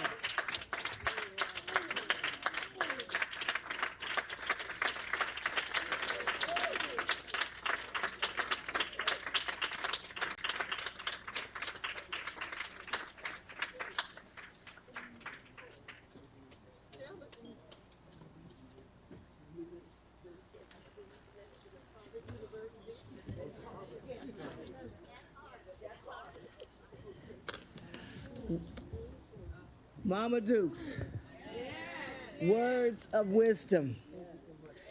Thank you, Mama Dukes. Thank you, Tanya Lombard, for opening this space for us to gather. And we're going to close out our tribute from our sister, dear sister, Trudy Lucas, who is the Director of Religious Affairs and Strategic Partnerships. Did I get it right? Almost right. The National Action Network from the great state of South Carolina, Charleston. North Charleston. Yes. I got it right? Yeah, you got it right. I got it right. One quick question, Tanya. We have 2 more quick short panels. So we do 15 to 30 minutes. So, okay. And for those who can hang with us, we got 2 more short panels. So about 30 minutes, we're out. Okay, thank you. And I'm just going to be obedient to my sister friend who asked me to do this, Mother Dukes. Thank you for all that you've done. This little song comes straight out of Psalms 121, and it simply says, all of my help comes from the Lord. I will lift up mine eyes to the hills, from which cometh my help. My help cometh from the Lord which made heaven and earth. He said he would not suffer thy foot to be moved. The Lord that keepeth thee, he will not slumber nor sleep. For the Lord is my keeper, the Lord is my shade upon thy right hand, upon thy right hand. Nor the sun shall not smite thee by day, nor the moon by night. He shall preserve thy soul, even forevermore. Oh, my help, my help, my help, all of my help coming from the Lord.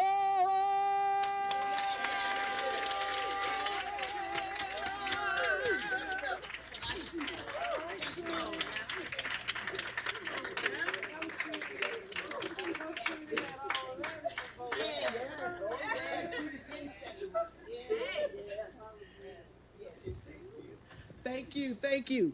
So, you know, we do it Essence style with our conversations here. And so we're going to move swiftly to our next conversation. We will be out of here no later than 1:30, okay, time, 1:25, 1:25-ish, okay? All right. Business. Lisa, wait. Thank you, sis. So we're going to have a conversation with Black women leaders in business and philanthropy, Black women leading in diversity, equity, inclusion.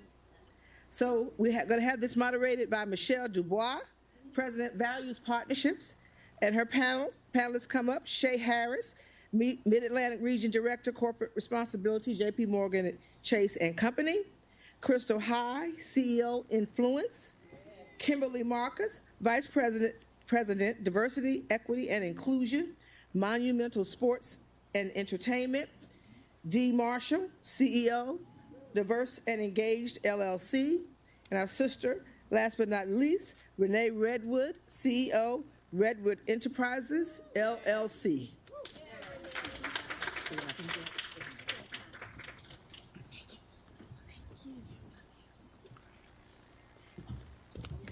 I'll make it happen. 15 minutes. I got you, ma'am.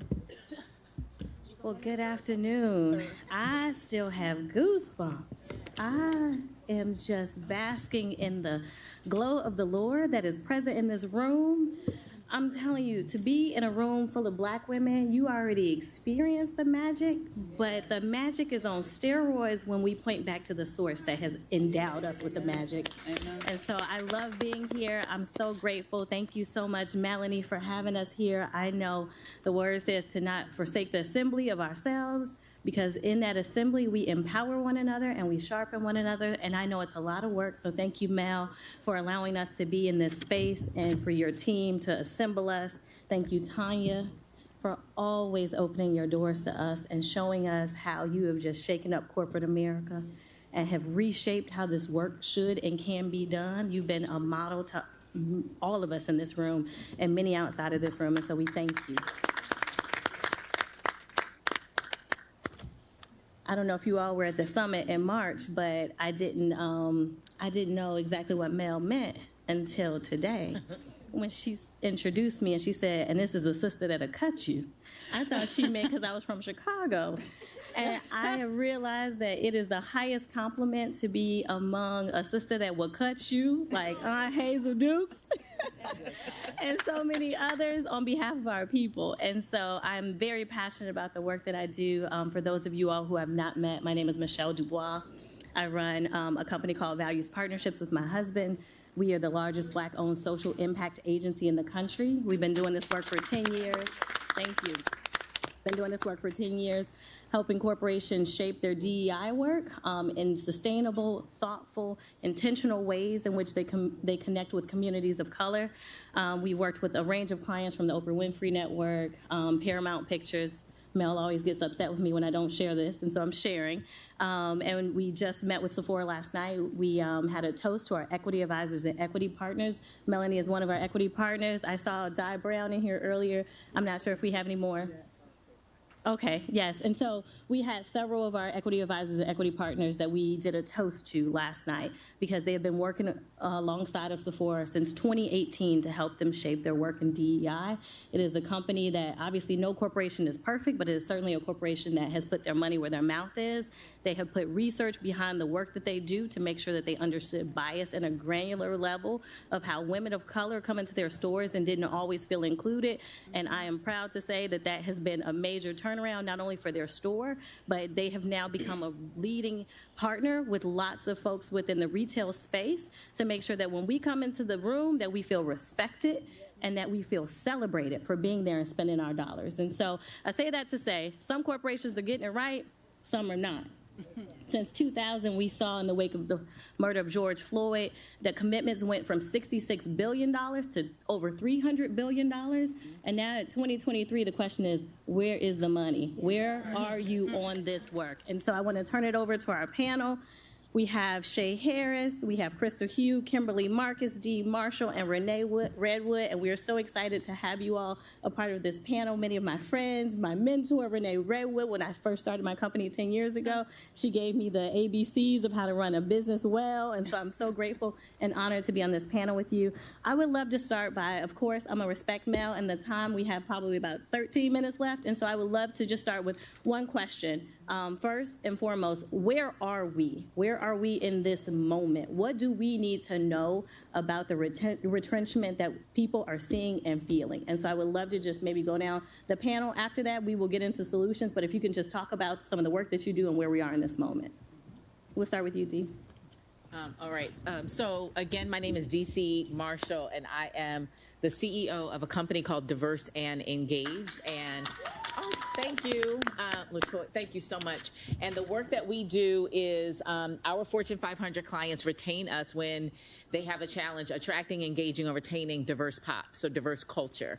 Our largest clients are Fortune 10 across tech, CPG, and financial services. And so it is interesting work, but it is, I think I have the pleasure to protest in a different way inside of corporate America, helping to solve some issues and challenges like some of the work that Michelle is doing. And so really briefly, I'll just say the state of DEI, because we do this work. And I'm going to be really honest right now. I am always a strong soldier in the fight in corporate America, but I will be honest. Take your time. Yeah. Yeah. In the last few months, it is so frustrating to see the levels of discrimination, disparities, the disregard, and the disrespect for Black people and Black women. Yeah. And so I'm managing for the very first time my own race-based trauma. Okay. And so, but I will say this. I'm going to get to answer the question. I'm going to move along. But that's just real talk. It's just real talk. You do the work, but I'm a Black woman first. Yeah. I'm a Black woman. I'm a woman of God first, and then I'm a CEO second doing the work. And I have been able to do this for a long period of time without it, contaminating my spirit. But when you see the disregard and the disrespect and the discrimination, I can't do the work. And as an example, I wouldn't be able to sit and do the work with a major bank and see Shay Harris, you see what I'm saying, be discriminated against. I wouldn't. And so that's kind of where I am. Where is DEI? So DEI at the diversity tipping point, which was the period beginning May of 2020, when all of corporate America for the very first time said Black lives, air quotes, do matter, right? That was the very first time that corporations could say, and we could be Black beyond the ERG, okay? So that was the diversity tipping point back in May of 2020. D&I 3.0, which was different from D&I 2.0, which was gender diversity, say gender diversity. That was as a result of #MeToo, that was to benefit white women, okay? And so we went from 2.0 to 3.0, and where's D&I right now? D&I is in the ICU. So I'm gonna say that, and we have to really stand watch in terms of what corporations are doing and how to rally and advocate respectfully advocate, support. If we can support companies in moving along the journey, we should do that. But on the outside, we have to be able to share and tell our own narrative about what is true and what is not true. And we also have to be able to stand and protect women in corporate. Now, we know nobody's going to touch Tanya Lombard, okay? Right. I wouldn't be so sure. Well, but okay, but so to say that, but we have to be able to stand watch, because when I came to Black women's, I'm not afraid. No, I know that's right. I would not be so sure. I think everyone, it's at risk. It is just a code, right? It's a code. It's just a day now, right? Yeah. And I don't think it's based on anything. AT&T was the first corporate partner of the NAACP, and we have a long history. But the country, the world is changing. Yeah. That's real. That's talk. very so true. That but there will be a lot of people outside of 601 Yeah. if that ever happens. So we are. So that's right. Yeah. So yes, I see you, Renee Redwood. We would love to hear from you about where we are in DEI in this. Thank you. It's a pleasure to be here. Renee Redwood, R-E-N-E, 1E. My parents wanted a girl for the firstborn, but they gave me the masculine spelling because my mom said she's a Black girl in America and I've got to give her every advantage because she can get in the door with her resume. It's until they see her that they will know her Blackness, and then they will have, then my mom actually said to me when I turned 18, and then we can sue them. Because it's clear that it was discrimination because they felt my competence based on my paper. But it wasn't until they saw my person that they determined I was not competent or capable to perform. Yeah. So that's who I am. I'm Redwood Enterprise, singular, because you only need one spaceship to conquer the galaxy. Why do I say that? Because we individually have the power. And when we talk about DEI and where we are, it's not just DEI in business or philanthropy. We're at a confluence of crisis. In physics, we talk about it as a symmetric breaking moment.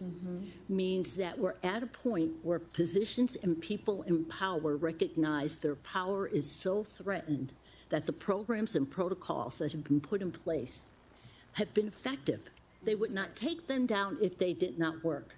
They would not take us on if we did not pose a true threat to their power. And power, properly defined, is the ability to define reality for yourself as well as others.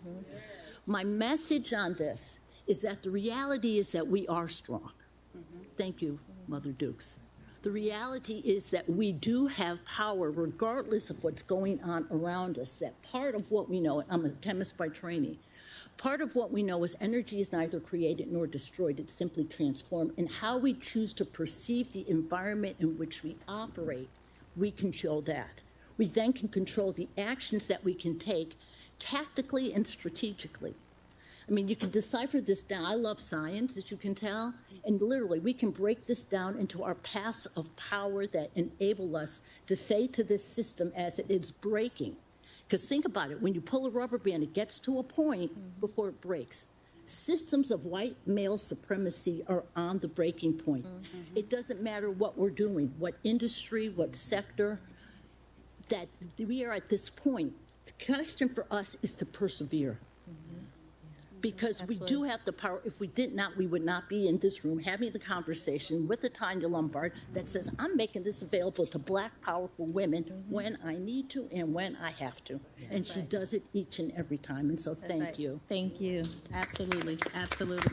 And it's so great to see Mama Dukes in the room because it's a reminder of what you were saying, Renee, that when you're being effective is when they come stronger, right? When they want to dismantle the work that you're doing is when they see how effective it is. And so you can't, you can't grow weary in the work. That's when you know that you need to double down. And so we'll go to our next panelist. Thank you so much. Absolutely. I'm Kimberly Marcus, and I'm the Vice President of Diversity, Equity, Inclusion, and Belonging for Monumental Sports. Yeah. So that's what I wanted to lead with. But I said, let me know my little name and title.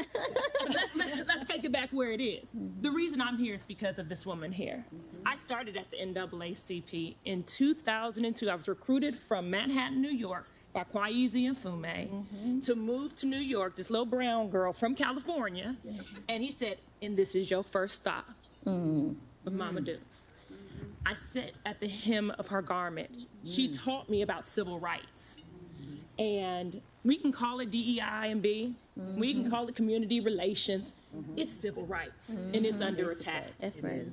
And I don't know if I'm going to exactly answer your question, but what I'll say is the reason that I sit in this space now for over 20 years, the reason that I don't feel threatened is because of people like Mama Hazel Dukes, because of people like my soror sister Lombard, because of people like Dee Marshall, who calls me up and puts me on her boards. It's because of friends like this in the technology space that we started out on. So, and my girl Chanel and Nicole and everybody else, I can just keep calling out people, but I know that they have my back. I'm not afraid. I'm not afraid. I know who I serve, not whom I serve, right? And so I go in every day and I do the small wins. Now I'm not gonna burn bras and, you know, be arrested anymore like we did when I worked for the NAACP and Jesse Jackson, because I ran his DC bureau for 6 years. Those days are behind me. However, I stand on their shoulders. And that's why I go in each day. And this is what I was telling Dee earlier. I said, I used to give them 12 hours a day. And I knew I was neglecting my family and my husband. And I said, what the white man does in 8 hours, I really can do in 5. That's right. Twice as good. So I give him an extra hour. I give him 6 hours, right? But I'm very efficient in everything I do. I have twin boy girls, did it one time. I only had to do it once. That's how efficient I am. And so I am honored to be here with you today. Just have these few minutes to let you know that we're on this battlefield with you. We are under attack. But we have to take care of our mental health first. If we're not good, we can't help anybody else. So anything that I can do sitting in my position of one of 7 of the major teams here in the Washington, D.C. area, unfortunately, we just got out of the running for the Mystics. We just lost in overtime yesterday. But it was a good run. It was a great run. But anything that we can do, with my ex-political hat on, with my entrepreneurial hat on, with my D&B hat on, really with my civil rights hat on. Because I'm Black, I'm a woman, and I live with a disability. It's a hidden disability, but I wear it with a badge of honor. I'm dyslexic, and look how far I've come. Man, praise God. They told me in the 5th grade that I would not graduate high school. Wow. I was a functioning illiterate. I graduated with a 3.9 GPA. Got a full academic scholarship. Yes. I got accepted to all of the UCs. UC Berkeley, UCLA. Come on. But you know where I went? To an HBCU. Clark Atlanta University. That's right. And that's why I'm the woman I am today. Wonderful. Sitting here with you. That's right. Mama Duke, it sounds like the children are doing well. The children are doing well. Yes, we would like to continue down the panel. Sure. I know. Hey, I'm Crystal Hyde Taylor. I helm a social impact content and consulting firm called Influence, and I've had the privilege across many, many years to work at the intersection of technology, policy, civic engagement, DEI, social justice, and civil rights. When we talk about what this moment is, I think this is our leverage moment right now, when it's all about how do we leverage our resources, leverage our networks, how do we work collectively?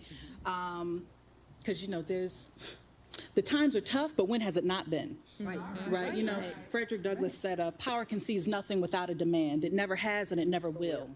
And so we understand the stakes that are against us. And if we leverage our collective strength, build power together, we have corporate in this room, we have civic engagement in this room, we have philanthropy in this room, we have organizers in this room, we have media in this room. And together, we don't have to worry about what this moment means because we have the power to transcend it. That's right. So this for us is a leverage opportunity. Yes, right. That's right. So this is a moment of clarity, not a moment of fear, right? Right. The God that has always been on our side is still on our side, right? That's right. So we're going to keep moving. Yeah, so I would love to go to Shay. Shay would love to hear from you. Thank you. Peace, y'all. Can everyone hear me? Okay. Shay Harris, I serve as the Mid-Atlantic Region Director at JP Morgan Chase. I'm part of the corporate responsibility team.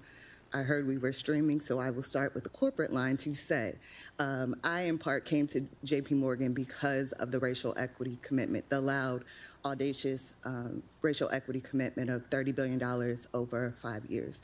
We are on a journey, and 20 billion of those dollars are on the business side, which I think is an important caveat because we will not give our way through philanthropic dollars out of the systemic issues that we all know to be true. That said, now that I've done that, I think we're experiencing a period of whitelash, which is not new, and after every period of perceived or actual advancement for Black people, we experience a pendulum shift. And I think what we are doing and what we continue to do as Black women is to roll up our sleeves and be serious about the liberation of our people. And I will just say that when the pendulum does shift, I think we have to stop asking and begging for crumbs, and I think that we have to demand what we deserve. And I also firmly believe that we have to stop trying to bring everyone along because everyone's not coming. And that's okay. But the ones that are serious about coming, we just have to, I think, get really crystal clear about what the agenda is and how we move. The attacks that we are seeing are now like manifesting and coming to a head, but have been planned for decades, right? And so we have to be that intentional about the policy work that we're doing, that intentional about who sits in certain seats. And I'm stealing a term that I learned yesterday.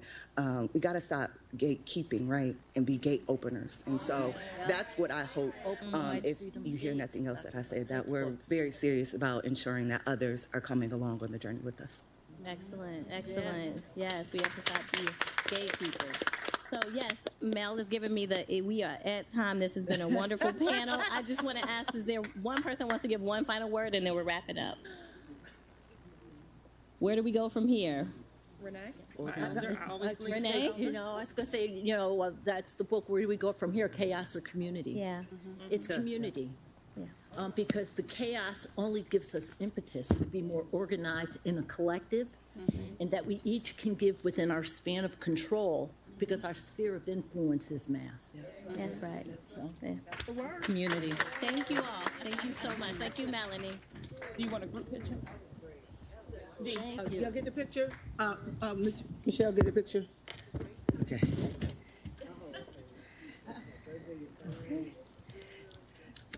Thank you. Can we give our panel a great... So Sister Michelle, Shay, Crystal, Kimberly, Dee, Renee. Women of power. Thank you. Thank you all so much. And we're almost there. And Dee, I'm telling you, I want y'all to give a special thank you to Dee, because she has stepping in a couple of extra steps. She's stepping in again for our last panel, and then we have affirmations at the end, and we'll be out. So our final conversation with Black women leaders in communications, media, and marketing will be moderated by our sister Dee Marshall. Dee Marshall, CEO, Diverse and Engaged, panelist Rachel Noringer, partner, Actum Global Public Strategy, and just all things strategic communications in the movement. Does so much with Reverend Al Sharpton, with National Action Network, with Women, with Black Women, with National Coalition. She won't take any money. She's like, I'm gonna help you. Mel, I'm gonna help you, and she's helped me so many ways just as a sister friend. So I do have to give that special thank you to her. Gwen McKinney, communication strategist and creator, Black Women United, Unerased, who's another sister who gives, and helps find money for folks, and has helped our local Black Women's Roundtable and the National Black Women's Roundtable, and she'll almost publicly tell that, so y'all don't think she gonna do that. No, yeah, they say gate opener. Okay, I'm not gonna be a gatekeeper, gate opener, but she will tell you our stories and helping us get to folks who can get to donors, and she has been doing that with us for several years now, and telling the stories of Black women. Rhonda Spears Bell, Senior Vice President and Chief Marketing Officer, National Urban League, and she also a preacher, right? People didn't know that, but just whatever you see happening, That's awesome, awesome. Yes, we love our brother Mark Moriel, but always there's a sister that can get it done, and she does it with grace and style. And we love you, Rhonda Spears Bell, a new sister that I just met a few weeks ago, who is a powerhouse in her own right, Renee Spellman, Chief Impact Officer. Obsidian Works, did I pronounce that properly? What is it now? I'm gonna get it right. Obsidian Works. Awesome, powerful. She has a beautiful smile, but I had a chance to spend some little time at dinner with her with a mutual friend, Janelle, if she's around. And come on up here, sister. And last and certainly not least, if she's still here. Yes, she's here. Chanel Hardy, head of civil rights, Google, who comes out of the civil rights community and the movement, and she did not leave the movement outside the door. She brought her right into Google. So ladies and brothers, last panel, and we will close out like we started, and that was with affirmations and aspirations. And I'll bring, and Tanya, I'll bring her up, or you want to bring her up, but Dr. Cheryl, can we get Polote Williamson will close us out, global leader, producer, entrepreneur. And we'll just wave our hands and say bye after that, right? But that's the order, and so I don't have to get back up until we close. Thank you.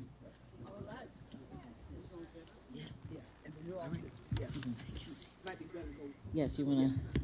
All right, everybody. So hang in there. I'm going to take a cue from Michelle Dubois' book. I'm going to ask the one question, and we'll just start down the row. And I think that's how we're going to get the most out of the time and be respectful of time. Does that make sense? Say yes or yes, somebody. Yes or yes, somebody. Mom Hazel says. And you're going to cut us, too. Yeah, she said, all right.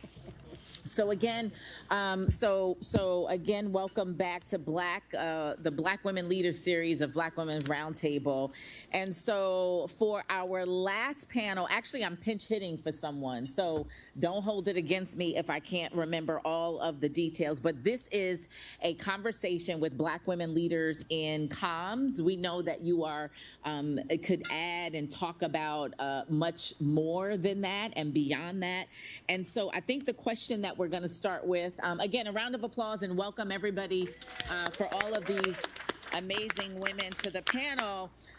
So each of you stands as a beacon of leadership in your respective fields. Like I'm even looking at Chanel like, oh, you could have been on the tech piece and we could have really had a really juicy conversation about that. But again, that speaks to how many hats we wear and how valuable we are.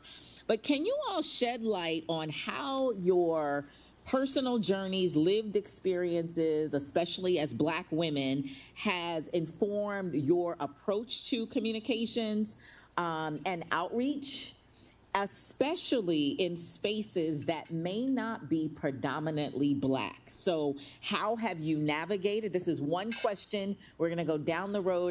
I'm going to give you the mic once, and then, as I mentioned, we're going to wrap. But it really is about us wanting to hear how you have navigated and bridged, cultural nuances to create a universal impact. So from whatever it is that you heard me say, if you can, again, remind us of who you are and then answer the question however you believe it would be valuable to the room, considering this is a room of leaders, a room of peers, and we are managing for time. Does that make sense? Yes. It does. All right. Oh, beautiful lady. Okay. So whoever wants to start. I'll jump right in. All right. It's something about being last. It's good and bad. It's last because some people may leave, but it's the last word. So I'm happy about that. I'm Gwen McKinney, and I am just so thrilled to be here. And I want to just quickly say that Mel, a comedian said being around Mel is like watching someone make a pot of gumbo. And you all know, if she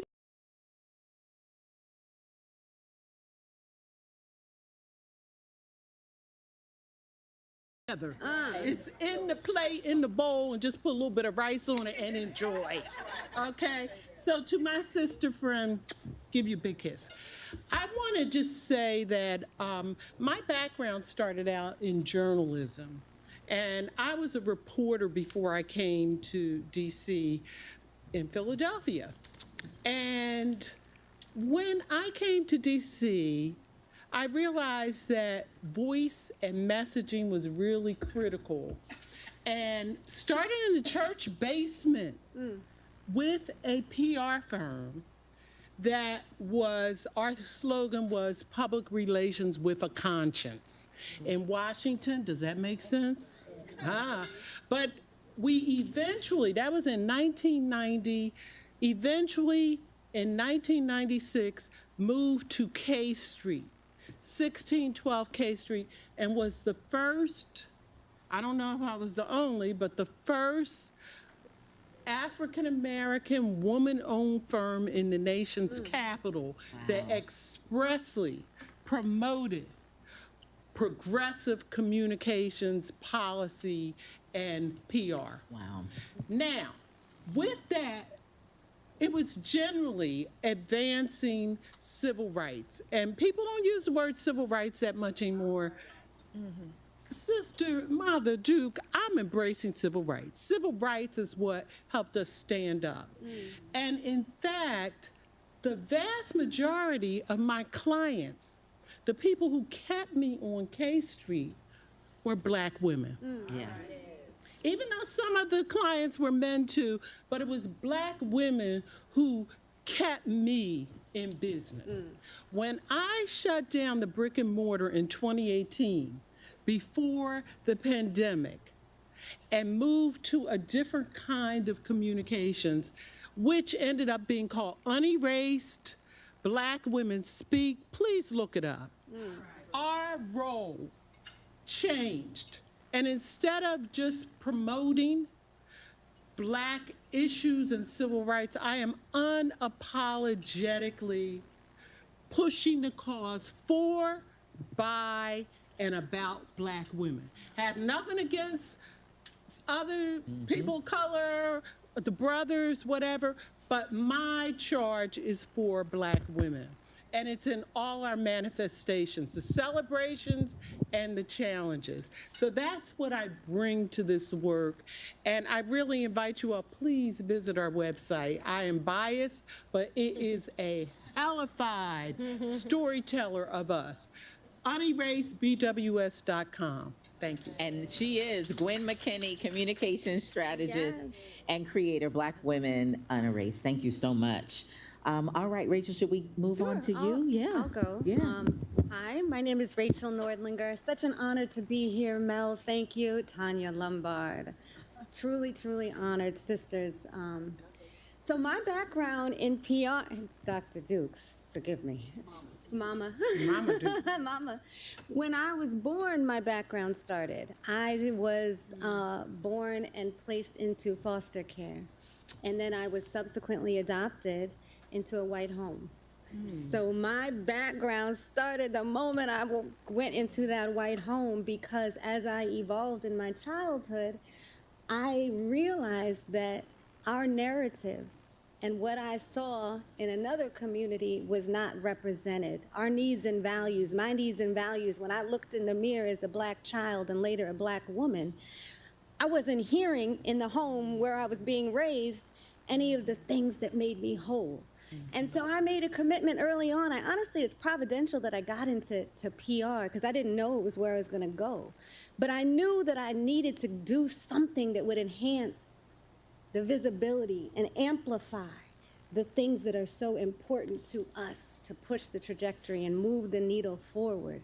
So flash forward, I really fell into public relations and started my career with probably the greatest two human beings that offer narratives. I launched my company with Johnny Cochran and Reverend Al Sharpton.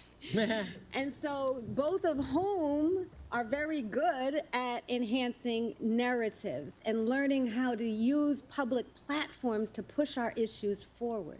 I consider myself a bit of a media activist, right? I've been with NAN for 26 years and worked with other clients that I feel passionately about that are doing the right thing in the community and for us. And we're in a really, really, really scary time. Unless we are able to push our issues forward, we're being swallowed. Everything we are doing is being desecrated. It's being gutted.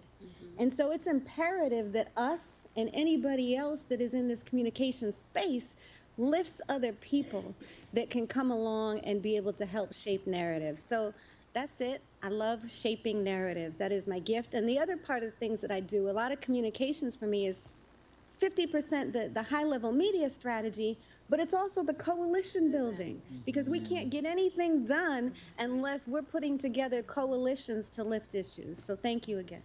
Very good. Thank you. A round of applause. Rachel, where do we find you? We can find me at actumllc.com. Awesome. All right. And so now we go to the beautiful, greatness, gorgeous, Right Reverend Bishop, royalty, regalness. I know, I'm Not biased. Right Rhonda Spears Bell, we thank you so much for joining us. So why don't we go to you next? I think for many people who may not know you in the room, Rhonda, of course, is Senior Vice President and Chief Marketing Officer at National Urban League. Thank you, Dee, and thank you so much. And are you all enjoying today? Yes. Don't you just love the energy in the room when we come together? Yes. That's the power and the force of Black women. Thank you, Melanie. Thank you, Tanya, for the gathering and the opportunity for this power to be in the room. But it's not just the power. How many of you know it's the anointing? It's the anointing that's in the room. And I'll start there. When you talk about our personal journey, I think many of us work in spaces and areas that we didn't always envision ourselves to be in. But it was because our footsteps were ordered by God that we are here. So I'm at the National Urban League, as you just said. I'm the Senior Vice President and Chief Marketing Officer. I have been with Mark Morial, our President and CEO, for years. I actually worked for him when he was the mayor of New Orleans, Tanya. So New Orleans is my home as well. And I call this my second tour of duty with him. But I'm not just there. How many of you know God knows we are placed where we are? That means when you're placed there, they can't just pluck you out and take you out. That's good. We're placed there. So when we talk about our journey, whether it was in television, because I too am a Panther, went to Clark Atlanta University. I see some other Panthers in the room. Yes, I see you. Went to Clark Atlanta University, started out in television in Atlanta. A lot of you don't even know that part about me. But from television to radio to the mayor's office to being here in D.C., working in politics and policy, and now at the National Urban League, a lot of my work, most of my work has been mission-based, but it's been purpose-driven. Let's go. And that's the difference. Because when we connect our purpose and our passion, when it collides, miracles happen. That's why we're placed where we are. We cannot be plucked out, ladies. We cannot be plucked out. It cannot be plucked out. And I just have to say that because for me, it's not just about the work that we do, but it's the mission that we're on. It's for serving the least of these. It's uplifting, empowering, encouraging, and informing the least of these. We are all in the fight every day. Nobody knows it better than all of you who are in this room, because we're on the ground and we're fighting every day to make lives better, not just for us, but for the people who we serve every day. And I just love that. And it's also not just about a title. I'm a servant leader. Yes, she is. It's not about, I don't care about senior vice president, CEO of this, pastor that, because I am a co-pastor as well. But it's about being a servant leader and using what God has given me, but also fulfilling and walking in the purpose that he's given me. See, there's a mandate, because when each of us was born, when you were born, Rachel, the purpose was inside of you. It didn't matter how it came through or who you came through. The purpose was inside of you, and it's for us to live out that purpose. Also, the way that we serve and the way that I serve, and as far as communications, let me get back to communications and marketing, is also, it's about access and providing access to people.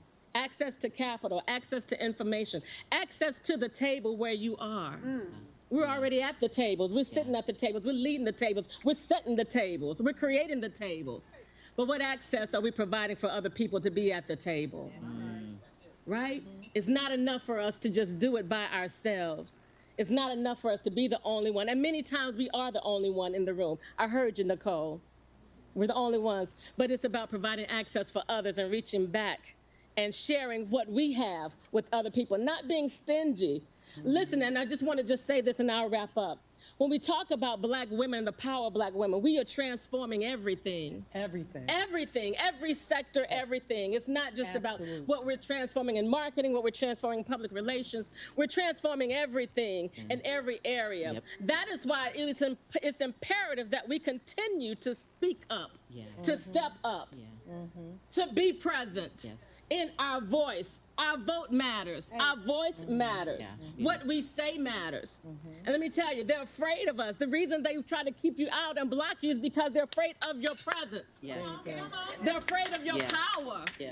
They're afraid of your voice. Not the angry black woman voice, but they're afraid of your voice, the intellect, the wisdom, Mama Dukes, the wisdom that you imparted in us. They're afraid of that. It's like I heard someone say, every time she gets up, Satan says, oh my God, there she goes again. You know why? Because we walk with power. We walk with purpose. We walk with dignity because we're servant leaders. We are black women. All right. Okay, you gotta go, girl.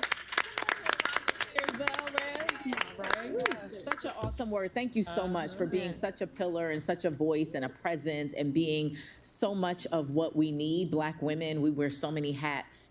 And it's always good to see that we come bold and unapologetic in our faith. Yes or yes? Absolutely. Baby, we're going to come black and we're going to come with God. And we're going to come carrying a sword and the word and everything. And so, yes, we do all of it. And a shield and a folding chair. And we will bring the table to the table because be clear, we are the table, we're not the chair. Like that part. Okay. So I'm going to move on. We're going to go now to Renee. Let's hear from you. Renee Spellman, thank you so much for being here with us. We are so grateful to see you. Chief Impact Officer, let's hear from you. Hi. So again, my name's Renee Spellman. I am the Chief Impact Officer and one of the founding partners at Obsidian Works. It's obsidian like the rock. It appears black when you first see it, but if you have an obsidian, you'll know that it reflects the many colors that is shown within it. And so we are a full-service marketing, creative, and media company. We are Black-owned, minority-owned, millennial-owned, brought to us by founder and my business partner, actor and producer Michael B. Jordan. And we came up with this idea, the name, the company itself, because we have a perspective that we share as friends, as millennials, as Black people in the world. But the reality is that our culture is quickly becoming the majority culture. We are the new American majority. We are the new global majority. Very soon, 1 in 4 people in this world will be African, actually. And so we want to reflect all of the different diversities of the diaspora and beyond. So that's a little bit about our company. But I think when it comes to this question and me and my lived experience as a Black woman, there are a couple of things that drive me. One is that culture, and in particular cultural organizing, is what inspires me to do people-powered change. And what I mean by that, and I'm going to continue the theme of the day, the NAACP is such a core part of my life story. As a kid, I followed my extended family and cousin, Julian Bond, around to every board of directors meeting, every NAACP Image Award. It's actually where I met Michael B. Jordan 20 years ago at the NAACP Image Awards, and had the privilege to learn from you, Mama Dukes, and all of the organizing philosophy and everything that you've brought to your state conference and to the organization as a whole. And so those values and those perspectives are not just instilled from the organizations I was part of, but as Black women, we carry on our family's legacy. And it was the expectation of me, whatever it is that I decided to do. When I first wanted to be a doctor, that was instilled in me. When I decided to go into communications and media, the same thing. Doesn't matter what we do, we are the bringers of our culture into these spaces. We are the organizers of it too. And so while I'm trained as a community organizer, I also understand the responsibility that I have as a Black woman as we go through with our family. The other part is that, you know, with all these tables here, I see the cliques, you know, all that. And but no, and no. And I think that's the reality. The Black woman coined the term intersectionality, right? Because we sit at the intersections of so many different identities. But that intersectional vibe is something that we understand innately.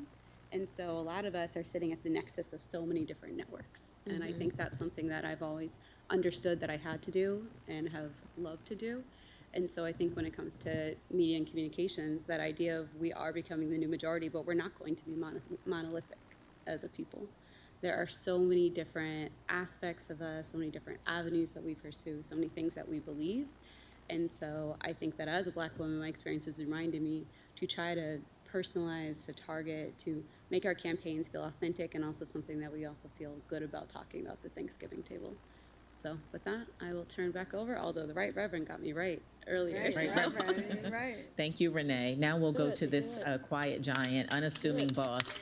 I won't say more about it because she doesn't like it, but I think many of you know her in the room. Look, the whole over here, they're nodding. They're nodding. And I'll say this, I think, Gwen, you mentioned, you said something about civil rights, and I'm like, well, the one at the other end of the panel, she's so bold and bad. They done made the big tech giant carve out and call her by her right name and her right title. Say amen, somebody. Amen. Mama Dukes, her right name and her right title. She's the head of civil rights. Yes. At where? Google. Google it. And she is Chanel Hardy. A round of applause for Chanel Hardy. I just want to, as I was thinking about the answer to this question and listening to the incredibly passionate and fiery remarks that all of you shared, I just have to take a moment.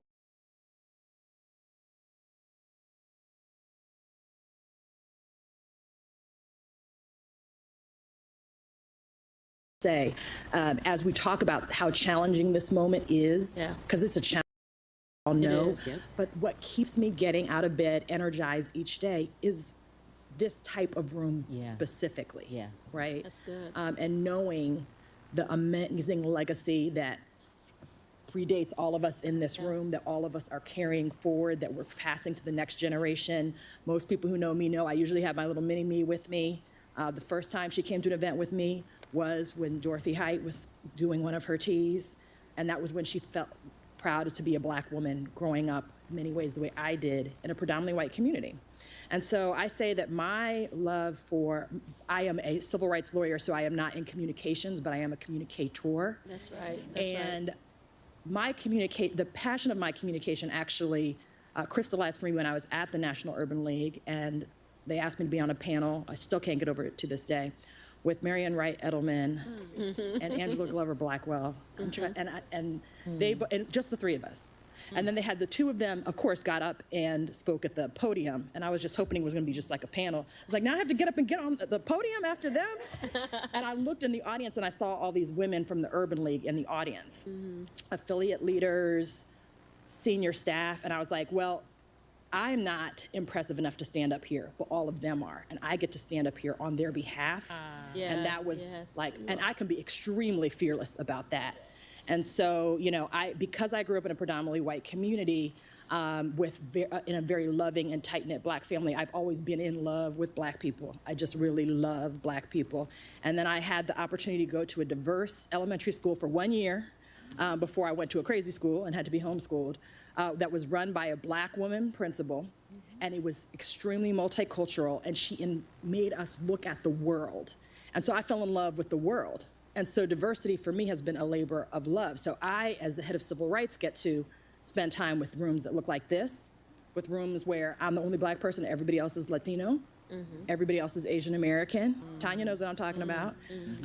And Native American, and that's a whole nother experience, right?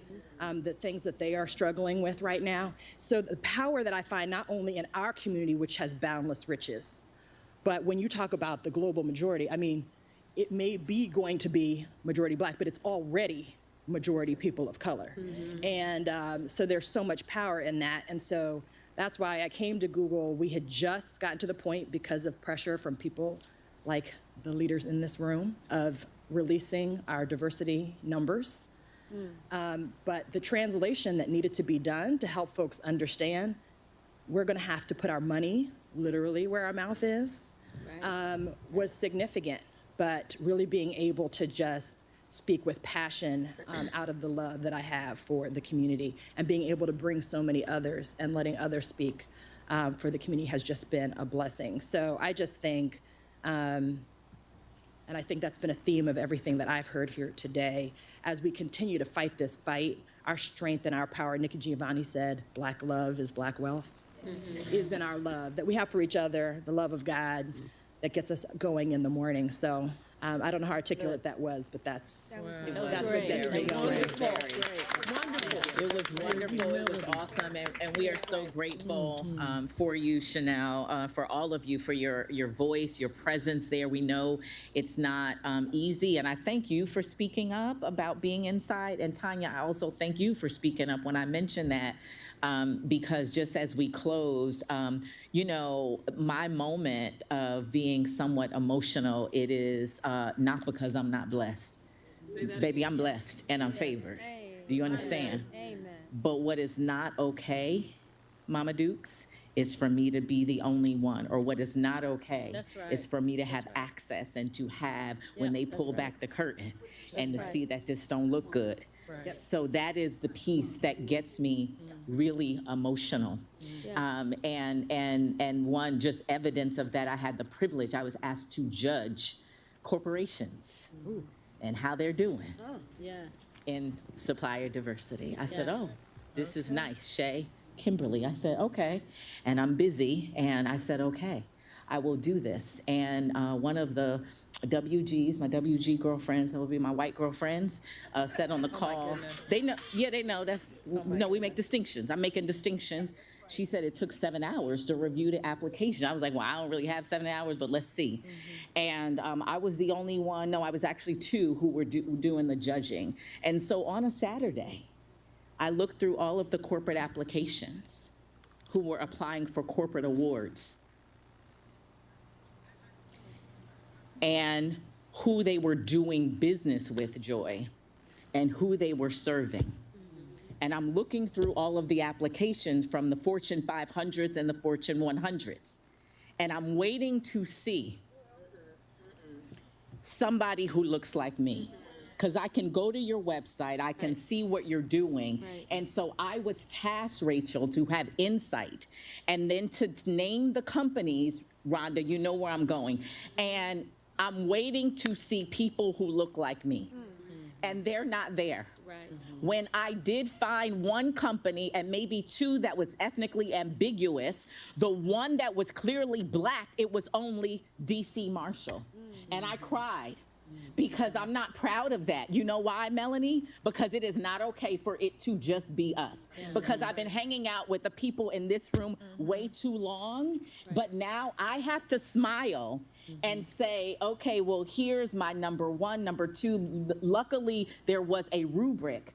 But what I'm saying is when I got emotional, and I thank you for acknowledging, it's not because I'm not emotional for me. This is not about me. But you understand when you hang out in rooms like this, you can't sit still and know how our people are being treated. And so it was not okay. And then and then weeks later, Cheryl, the corporations, they folks go up to get the awards. They're Tanya Lombard equivalents that don't look like Tanya Lombard. They prance and they accept an award for being the top corporation to do X and Y and Z, but they are not doing anything for people who look like me. And so forgive me for the personal privilege to say this is why this room is important. This is why it's important to have these conversations, for us to hold each other accountable and know that when we hold the seat and we're in the door, that we are not there for ourselves, that we are there to hold the door open. And so thank you for acknowledging that.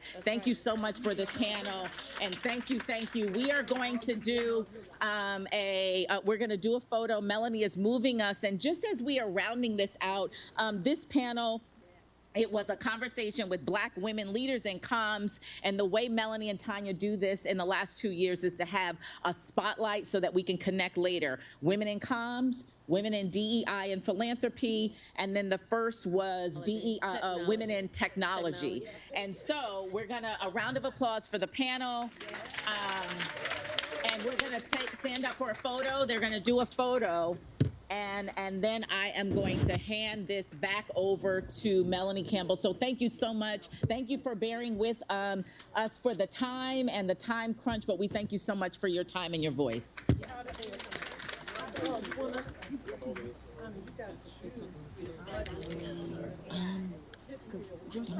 Yeah.